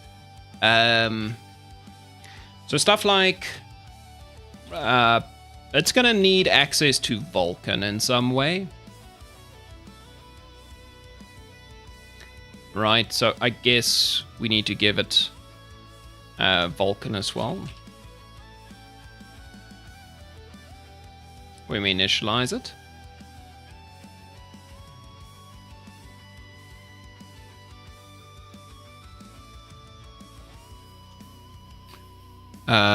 Yes.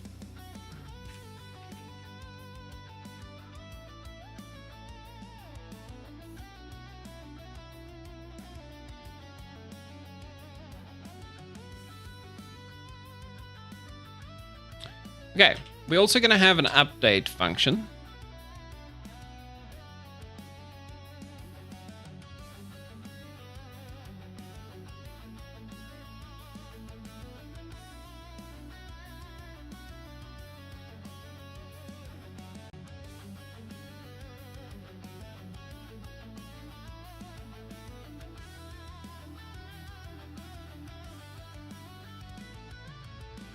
I think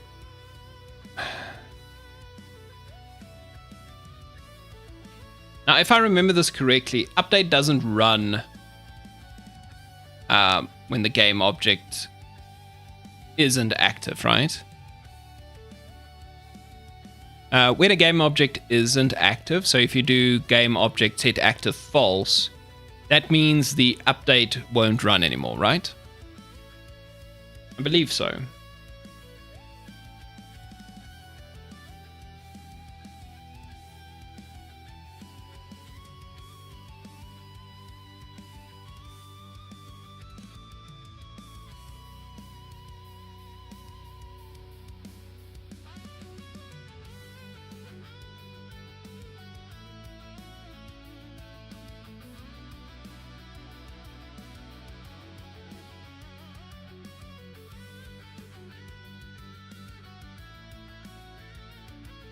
Okay.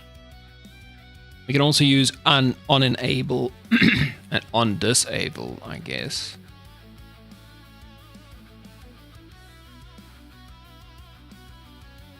Okay. Yeah, that's actually another thing I could think about. So we could have an on enable. Yeah. So we can initialize it once, but then we can just on enable and on disable it from there. Yeah, okay. Well, we'll think about that now. But what I want here is a private float. Some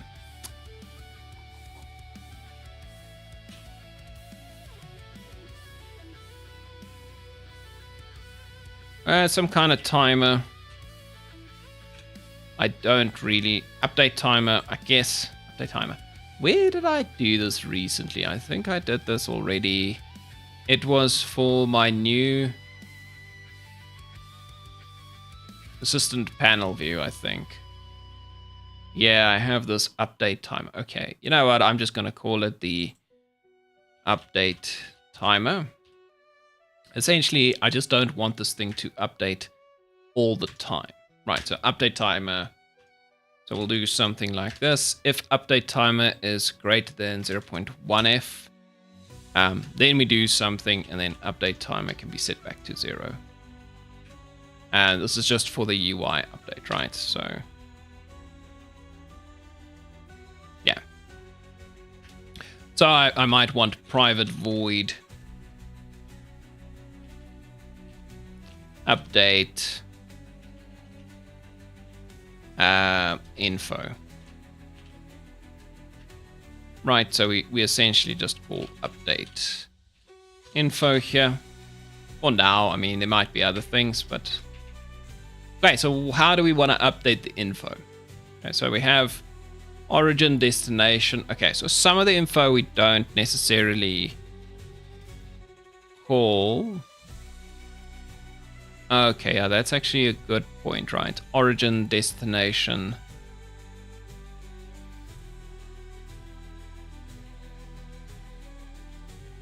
That we need to give it, right?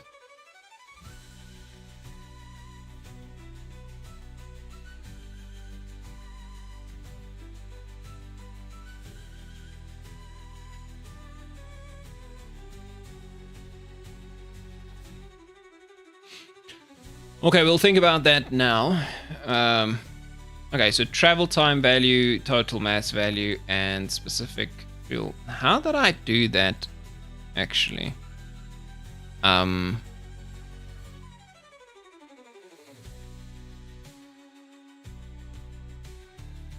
Yeah, so we waited for the, we had this update value, and I guess...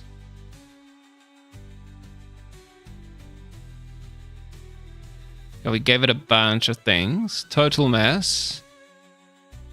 Okay, who called this? Must have been the view model. So actually what I could do, if I wanted to, I could reuse this view model.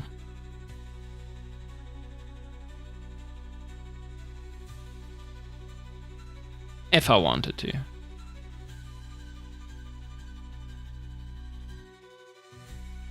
Okay, this is what I did. I did a calculation for the time and speed.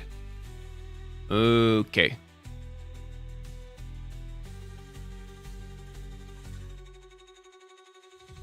Okay, so maybe we don't update the info like this. We update the info when things change.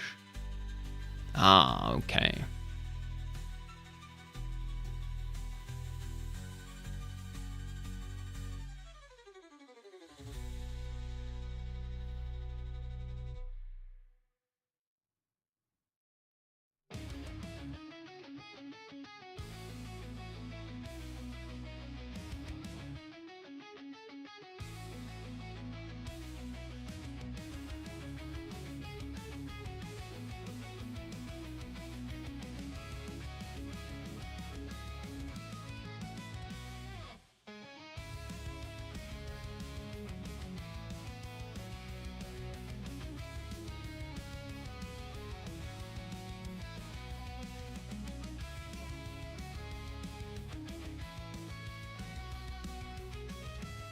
let's try something. Let's change this to be a Vulcan travel pop-up. Right, let's see if we can make this work.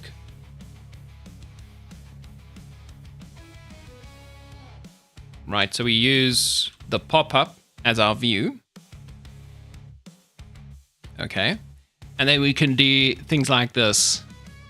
Yeah, so we can get update info and all that stuff.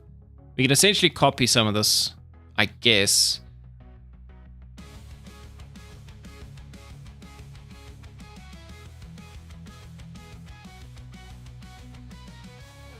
Yeah, so what we could do is something like this. Update info. Right. Yeah, so we don't call update info like that. Maybe we don't do anything like that. Okay, but anyway, so something like this, where we get our current location, total mass, specific energy, travel time. So all of this is given to us by our view model. Okay, so yeah, that might work out. So these are strings already. Yeah, so we can do origin.text equals current location. Right, we can do destination.text is destination location. Total mass dot. Okay, wait, let's see why.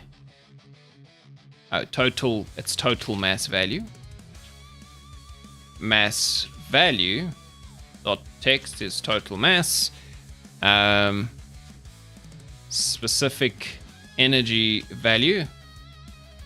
Now we're getting it somewhere.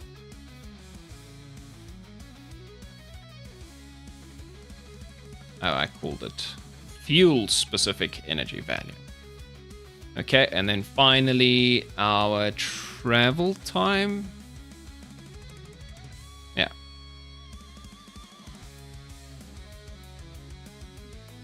Okay, so that sets the origin, destination, mass, fuel, travel time. Good.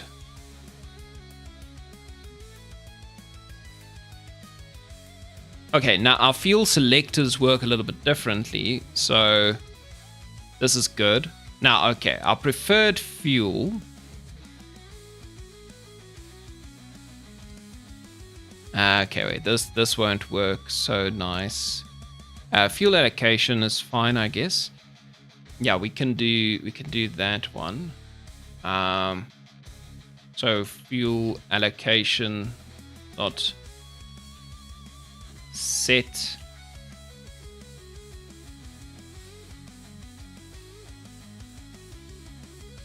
no, man, I know for a fact I have a set something there. Set value without notify.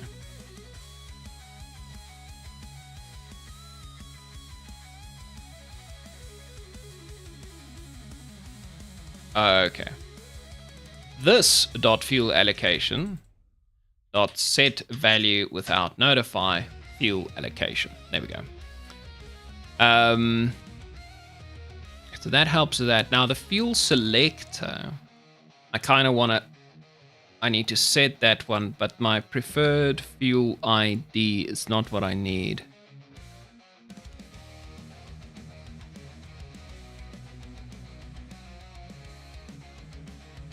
Oh, it is a resource definition. So actually I could just say, look, give me a resource definition here. We call it preferred fuel. Yeah, and then we can just do fuel selector dot initialize preferred fuel. I guess no.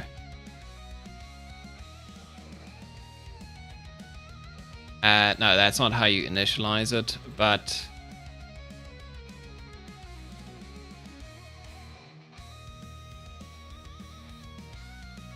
we don't actually have a way to just set the value for the main button.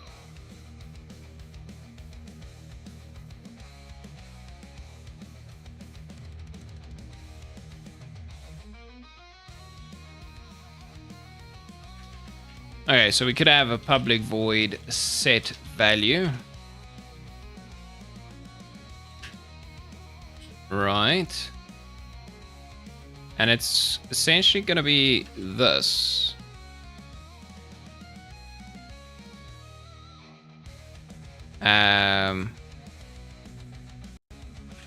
Yeah, I think so. And we need a resource definition.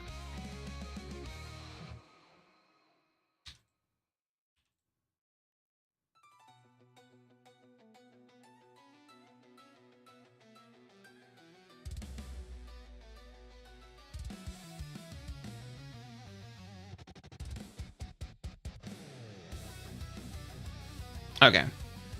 That's okay. So that should work out. So we do set value with preferred fuel.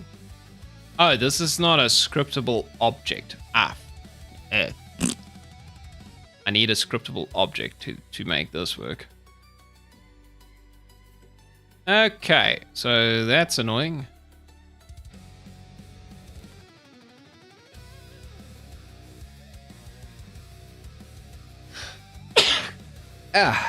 Okay, so maybe we go .instance resource SOs.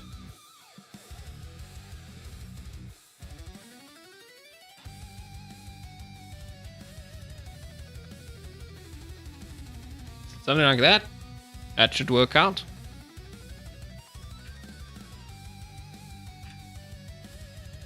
Okay, so this is now... Okay, that doesn't work anymore. We'll just do that. Okay, so if you think about it, so we update the info.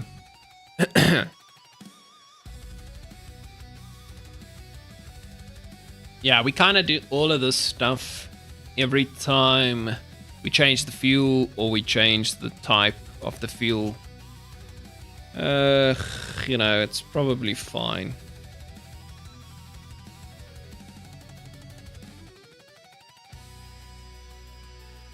Yeah, I mean...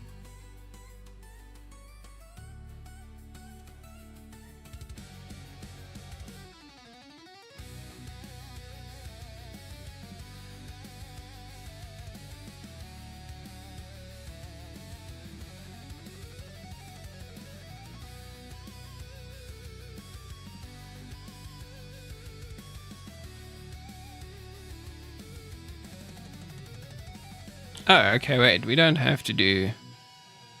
Okay, wait.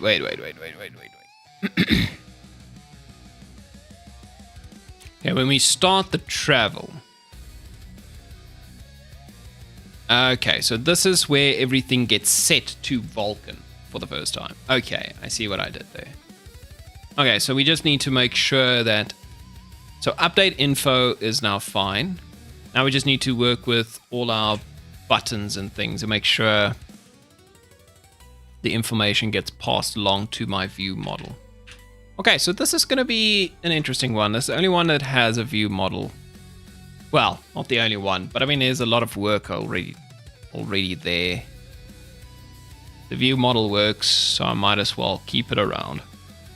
Okay, so let's go and make sure we use all these buttons and stuff.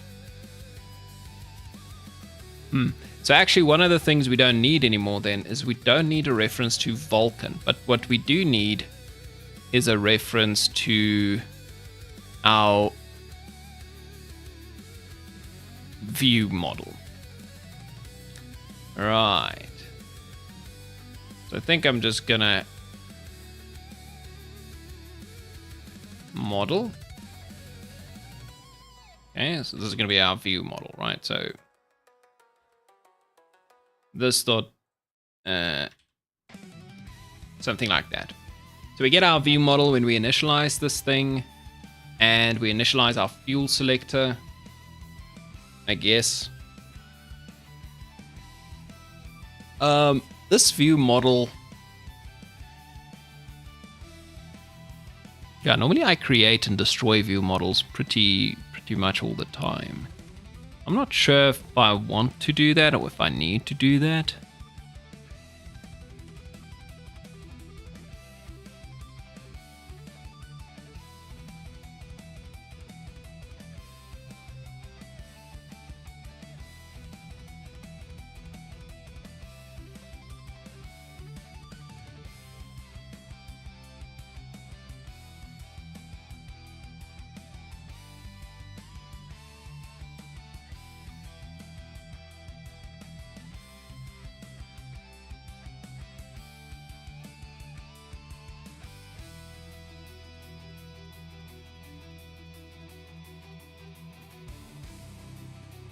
I wonder if this is even necessary.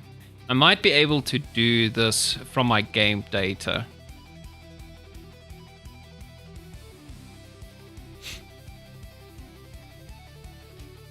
Yeah, maybe I could do it from my game data. How did I do it, actually? Oh.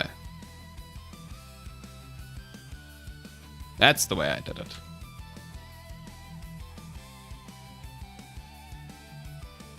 There we go.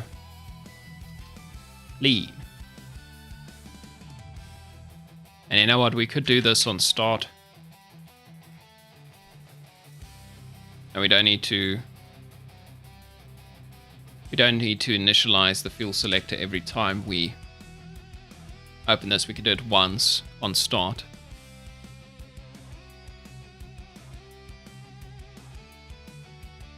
Yeah. I like that idea. Okay.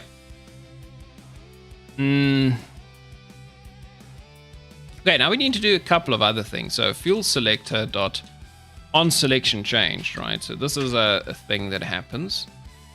Plus equals to bam. Okay, so something like that. And all we need to do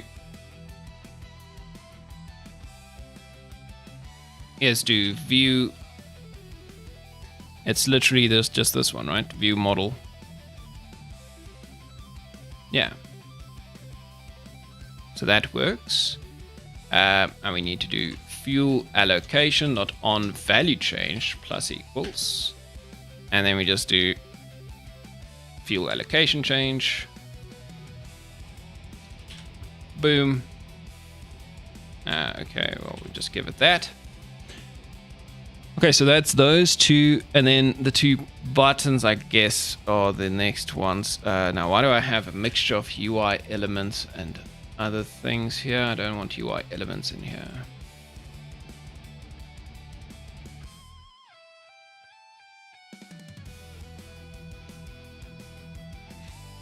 Okay, so cancel button. On click dot add listener. Yeah. Now I need to do this nonsense, so I need to do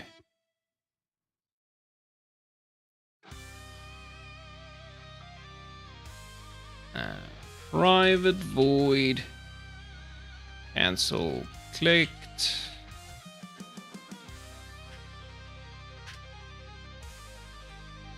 Confirm.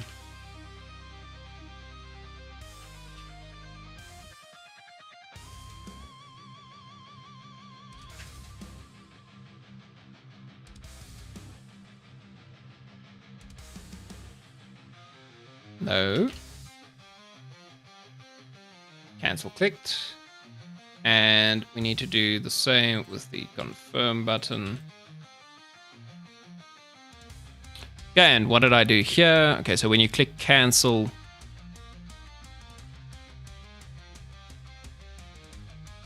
okay, yeah. So we'll have to do view model equals null, I guess. But we'll also have to do UI manager.instance.navigation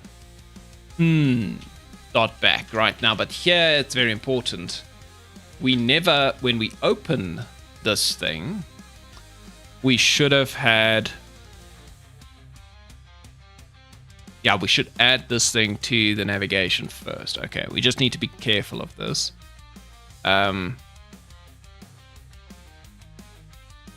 Yeah, okay, so this is the same here.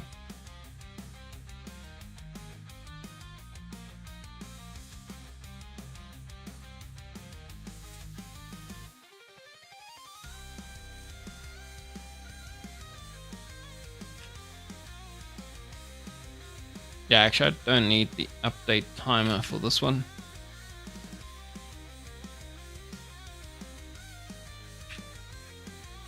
Okay, I think this is most of it.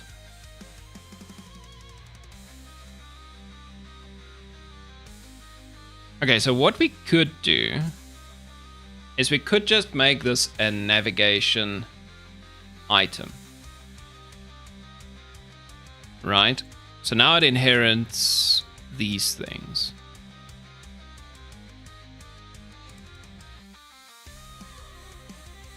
Right.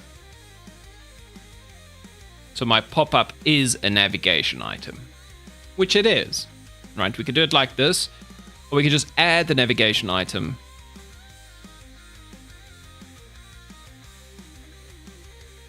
to the thing itself. But I don't think... Let's try this, and then we'll use our UI manager to open this thing. So, inside our new UI manager, we need these kind of thing, right? Where we have a way to open the pop-up. So we get our region destination, blah, blah, blah, all this nice stuff. Yeah, okay, so our panel view in this case. Yeah, so we have our Vulkan travel panel view. Right, so that's the thing I had previously. But now the Vulkan travel panel view is actually going to be the Vulkan travel pop-up. Right, and I'm going to call it the Vulkan travel pop-up here as well.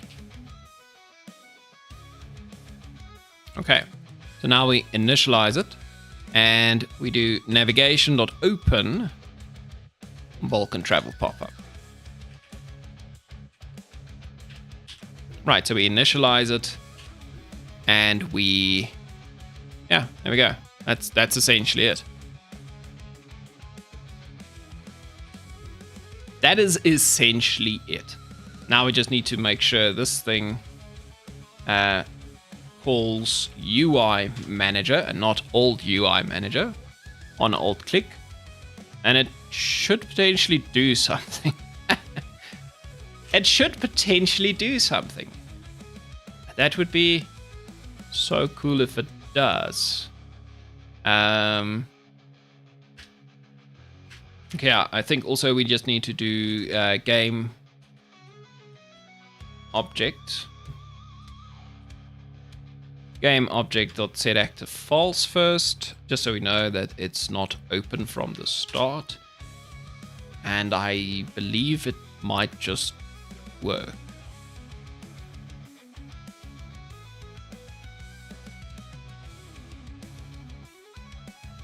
Also want to rename this thing. Vulkan travel pop up view model.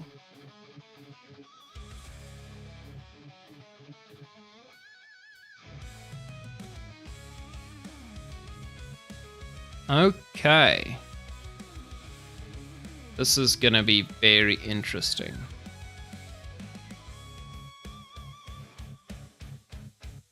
Okay, so essentially all of this stuff can be deleted now. Because...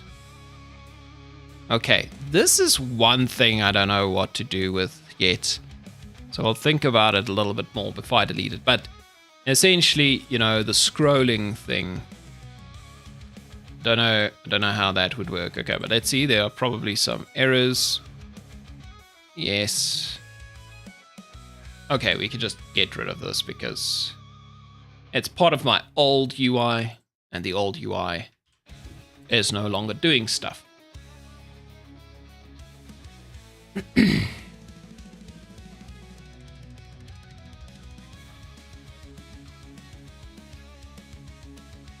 Okay, so Vulkan travel pop-up. We need to add Vulkan travel pop-up here. And now we just need to give it the origin, destination, travel time value, total mass value, fuel specific energy value. Then we need to give it the resource selector, the integer field, cancel button, confirm button. And that's it. And then over here in our new manager, we need to give it the Vulkan travel pop-up.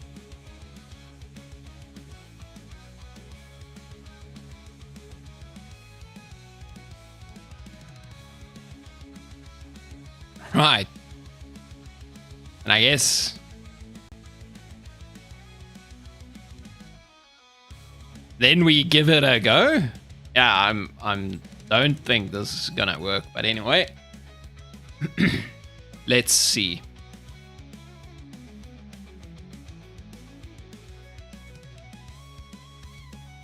Okay, so we failed immediately.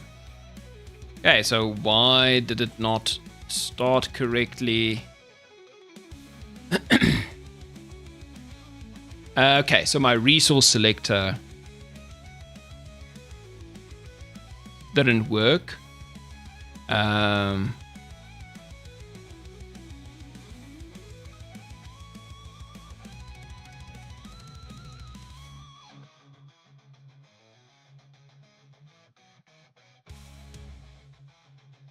Did it not instantiate correctly?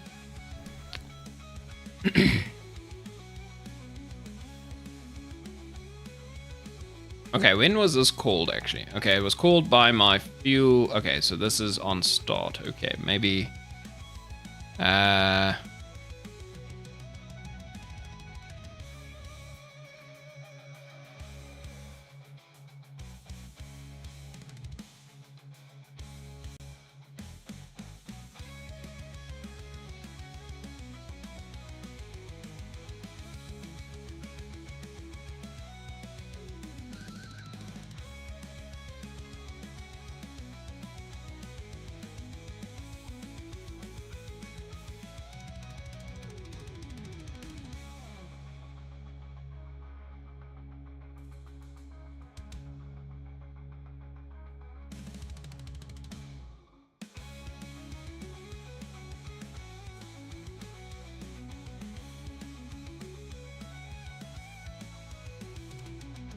wait, where did this fail? 38.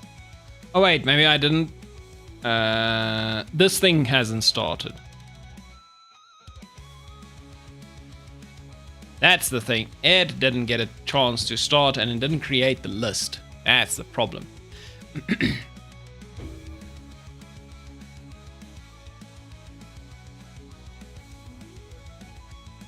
Okay, let's try it again. Please work.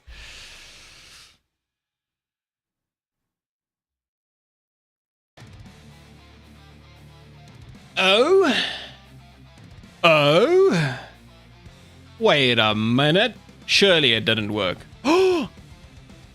What? What? Okay, if I click this. Okay, that doesn't work. Somehow my clicking isn't doing anything. Okay, but I mean... Okay, there's a couple of problems here.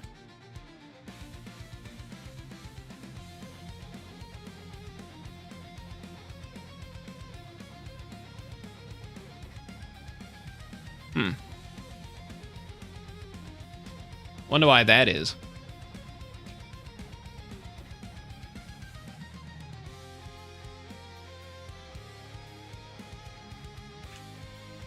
Yeah, just get rid of that thing. It's just some random...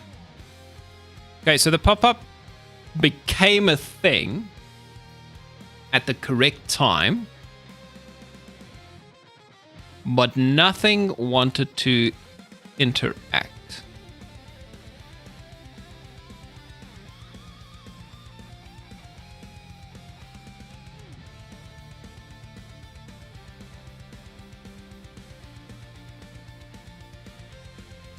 What am I missing?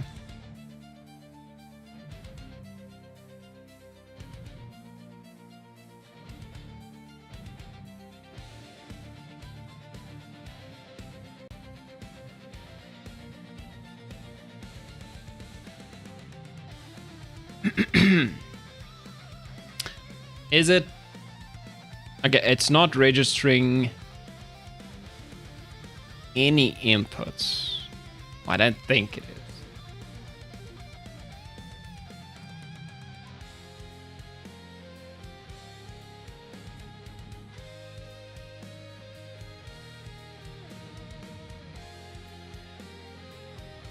Aw. Hey, Tempest Games. Thanks for the raid, man. How's it going? Okay, so we got this nonsense. I don't know. Oh, this is a cargo transfer panel. Okay, well.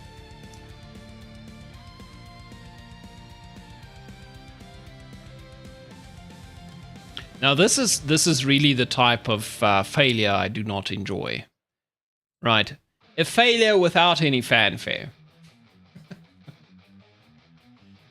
I'm working on a little space game about logistics, essentially. Well, it's not about logistics, right? You're trying to build out a little industrial base in space, right? Imagine humanity 10 years from now, we're exploring the solar system, trying to set up all kinds of things, maybe more than 10 years. But the main challenge is going to be the logistics, right? So logistics are going to be manual in a way, right? So you can't just, resources don't just teleport all over the solar system and you can build things wherever you want to. You need to set up a logistics network to be able to get all the resources where you need it. And the main challenge is going to be, is going to be essentially to not have your logistics network fail, right? And having outposts, let's say on Saturn or some other place, run dry because you didn't have sufficient throughput or whatever the case. So that's kind of the idea.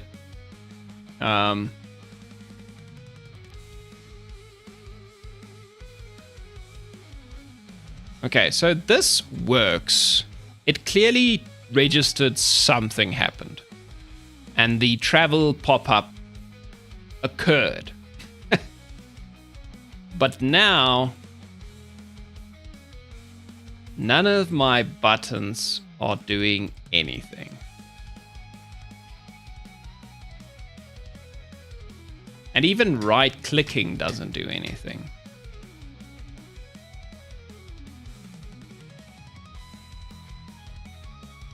Which I also don't quite understand. Right, okay, let's do some debugging. A first place I want to check is just my navigation manager, not the navigation item, the navigation manager. Where are you? This oak. So back should happen when I right click. So there's this navigation. Oh,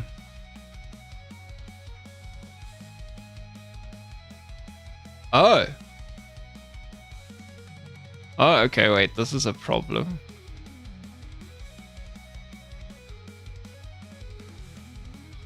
This shouldn't be the old UI manager. That could be part of my problem. Yes, you know what? Yeah, actually, I should go here and I should just kill this thing. Because I think I have 2 navigation stacks and it's not working correctly. So if I kill that, hopefully I get a bunch of errors that I can go fix. Yes. Okay. Oh wait, no. I don't know if all of these should go there. Oh wait, no, it should. It should absolutely go there. Okay. Okay, so that one was a problem. What are you? Cargo transfer panel. Now this one, technically, I guess, could work, but it's not gonna work for a while. What is this one? The icon selector. Okay, you also, you know that we're not gonna be using you anymore, but whatever. We have errors now, so let's just get rid of them. No, I fixed you already. Where is this? Oh. Oh, this one here.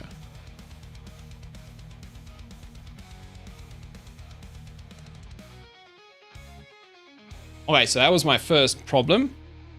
And it happened because I had 2 navigation managers active at once. My bad. Okay, so now with 1 fewer manager, Still doesn't make sense why none of the buttons work.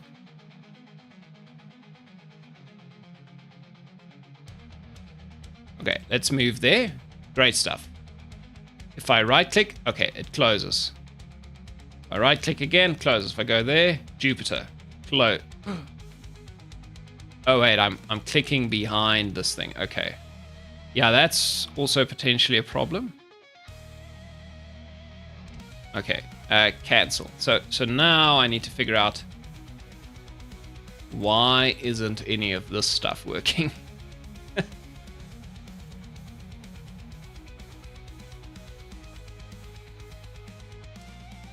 I'm guessing I'm missing something. Right, let's ask our friend here, ChatGPT.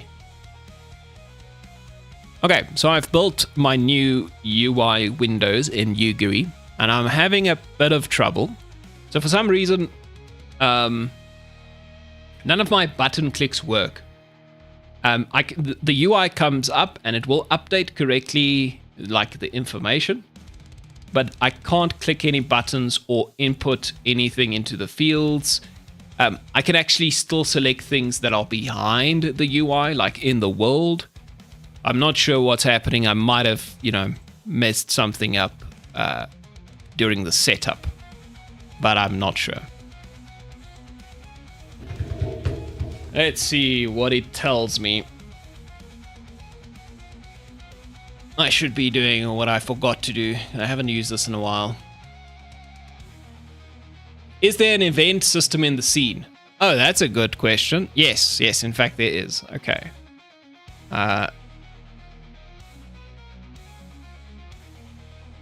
Okay.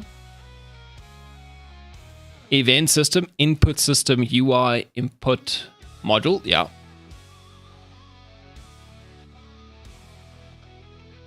Okay, so this works.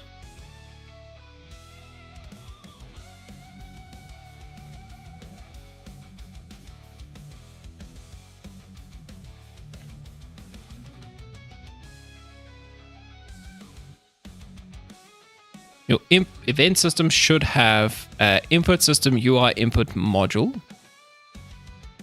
Yes, it does. So it's not that.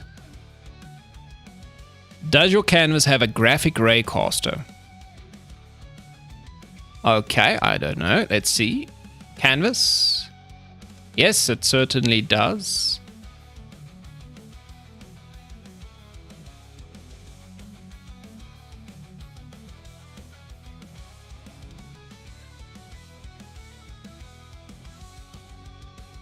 Raycast target enabled.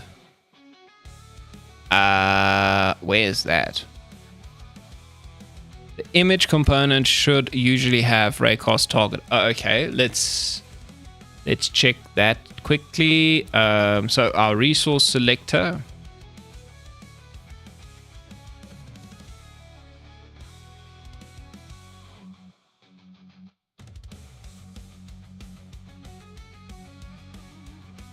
Raycast target, so that's not a problem. And with our basic buttons, yeah, they still have.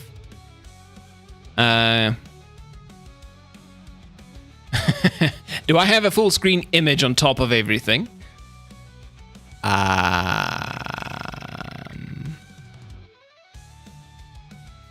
Oh, maybe.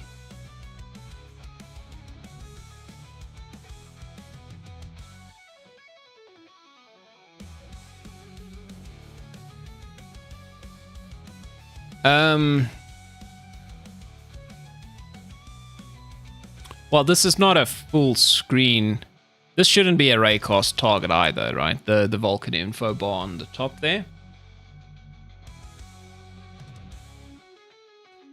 Tempest. I used UI Toolkit up to now, and I only recently changed over, so that's why my UI is quite sparse. So yes, in fact, this is actually now the first time I have input using UGUI.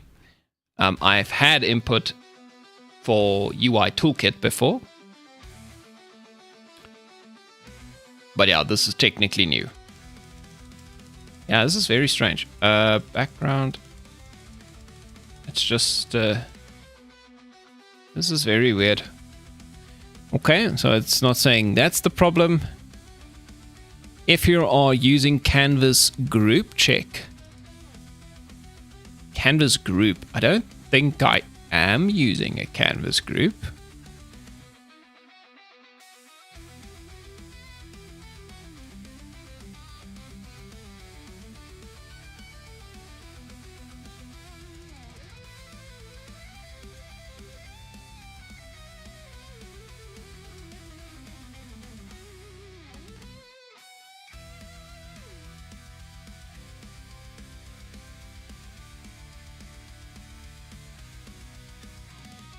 Okay, let's try something. Could it be something with UI Toolkit maybe consuming the raycast or something weird like that?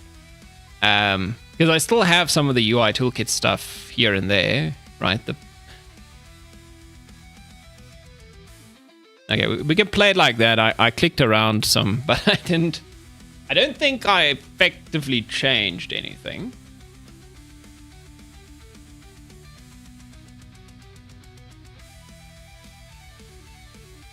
Okay. So clearly none of that's working. Yeah, okay. No. It's completely ignoring my things. I have no idea why.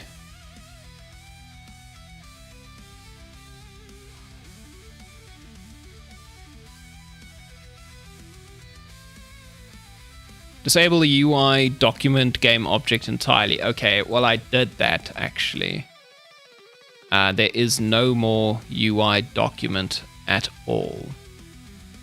Well, actually no, there's one. There's this one. Let's disable these. Let's disable everything I can. Persistent panel. Yeah, okay. This is a new thing I made, so it shouldn't be a problem. Ah, man. I was not thinking that I was gonna struggle this much now. Okay. Cancel. Plus. Volatile matter. Why?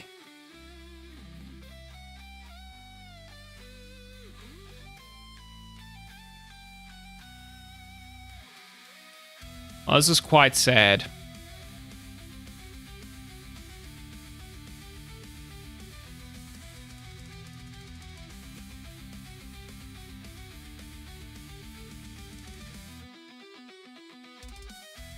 Are the input actions in the event system set up with actual inputs? I think so.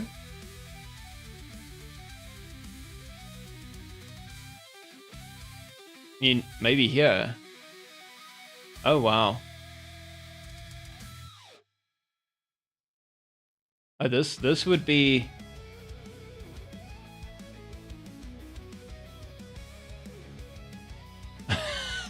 You mean these, eh? I suppose. Because if I look at this, click, it's action type pass through. What does that mean?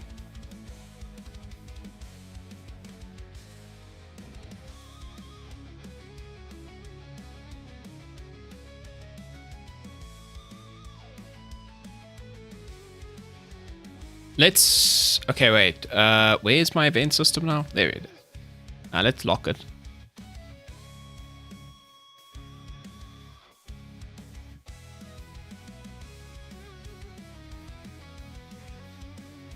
Oh, it uses a different input action. Oh, okay. Here we go. Default input actions.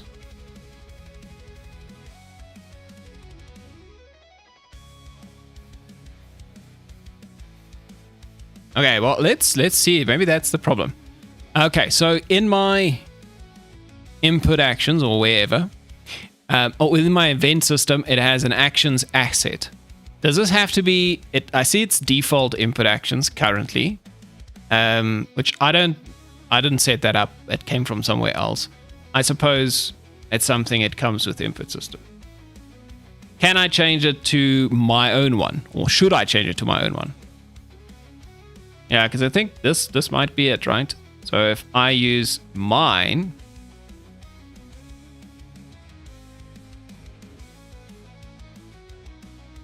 Okay, this is interesting. Let's stop. I just realized I never even stopped the game. Okay, so if I use mine...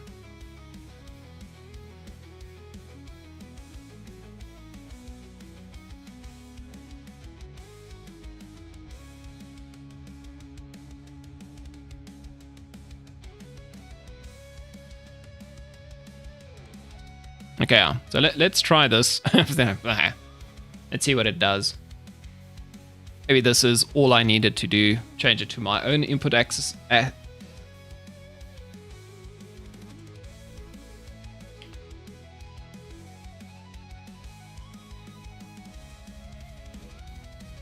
No! I was so sure it was gonna work. Oh, this is quite frustrating. Okay, so...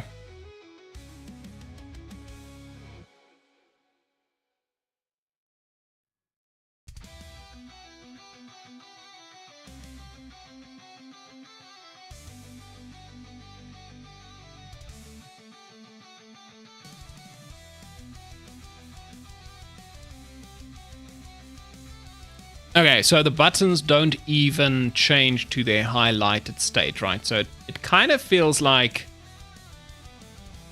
Right, because all these buttons have a highlighted state. But it doesn't work. Yeah, so it kind of feels like I don't even... Like the raycast isn't even being registered or something.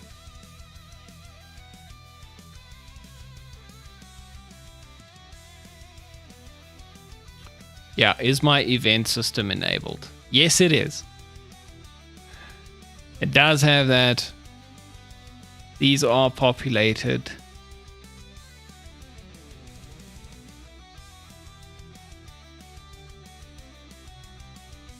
My canvas does have a canvas.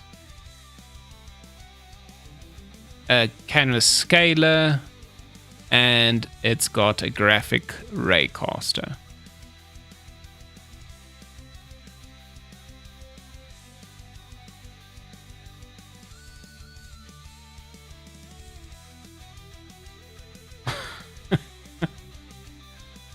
Oh man.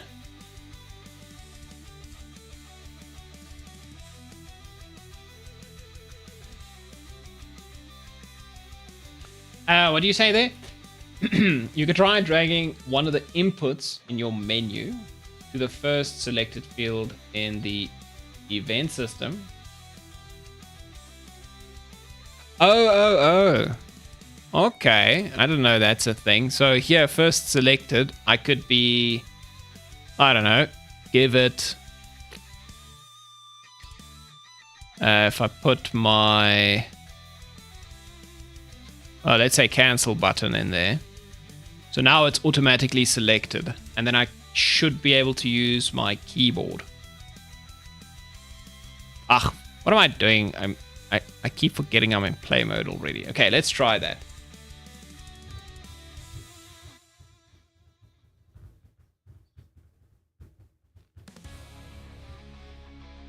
Okay, so let's just get it to come up.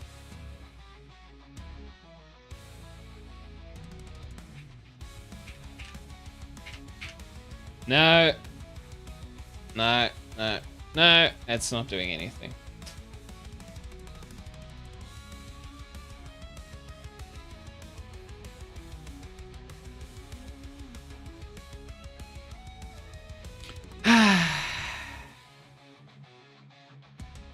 What is that? You were flagged. Pointer, new pointer, event data. Okay, yeah.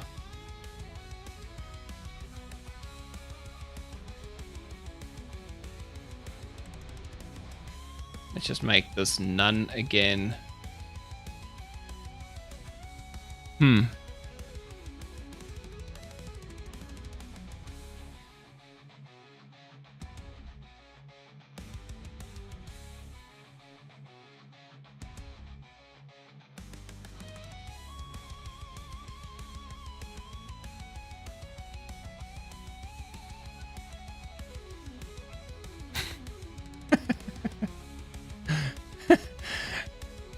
Jeez. This thing.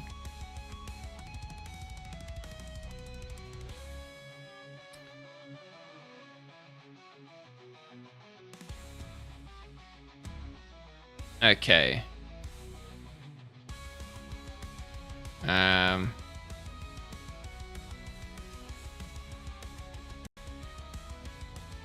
Oh, you know what it might be? Okay, wait a minute. Let me ask.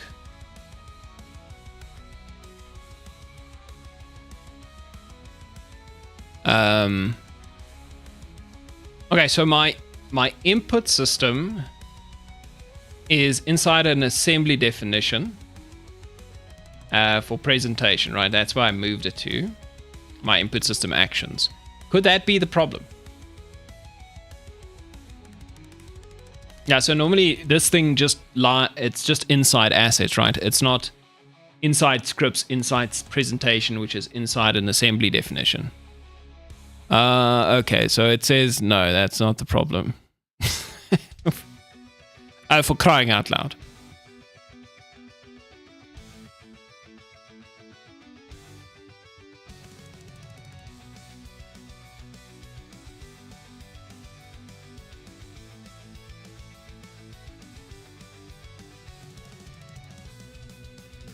Yeah, I mean, all this stuff is set up correctly.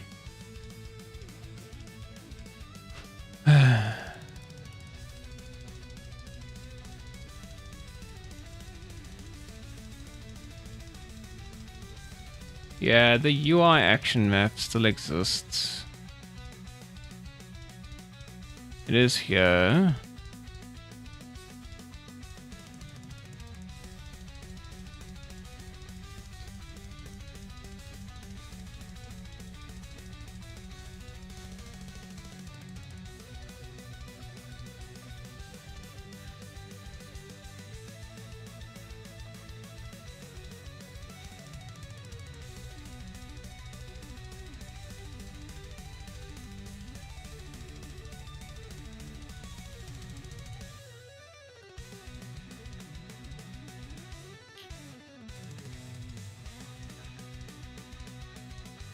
Okay, I'm giving up.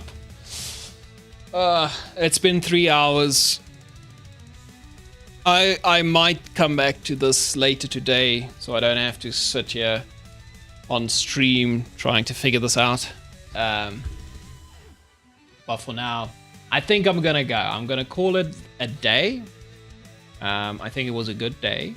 I think it was enough of a day. So yeah. Need to get some other work done today as well, so I'm gonna go do that.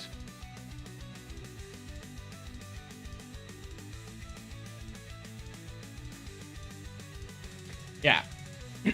Okay, so thanks for stopping by, everybody. I'm gonna head out. I'll see you guys tomorrow, and by then this will work, I promise.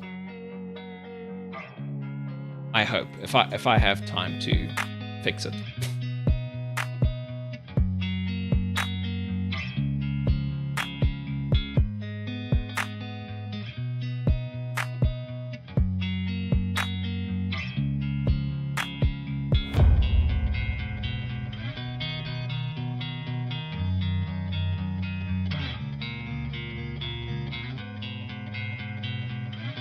Cheers.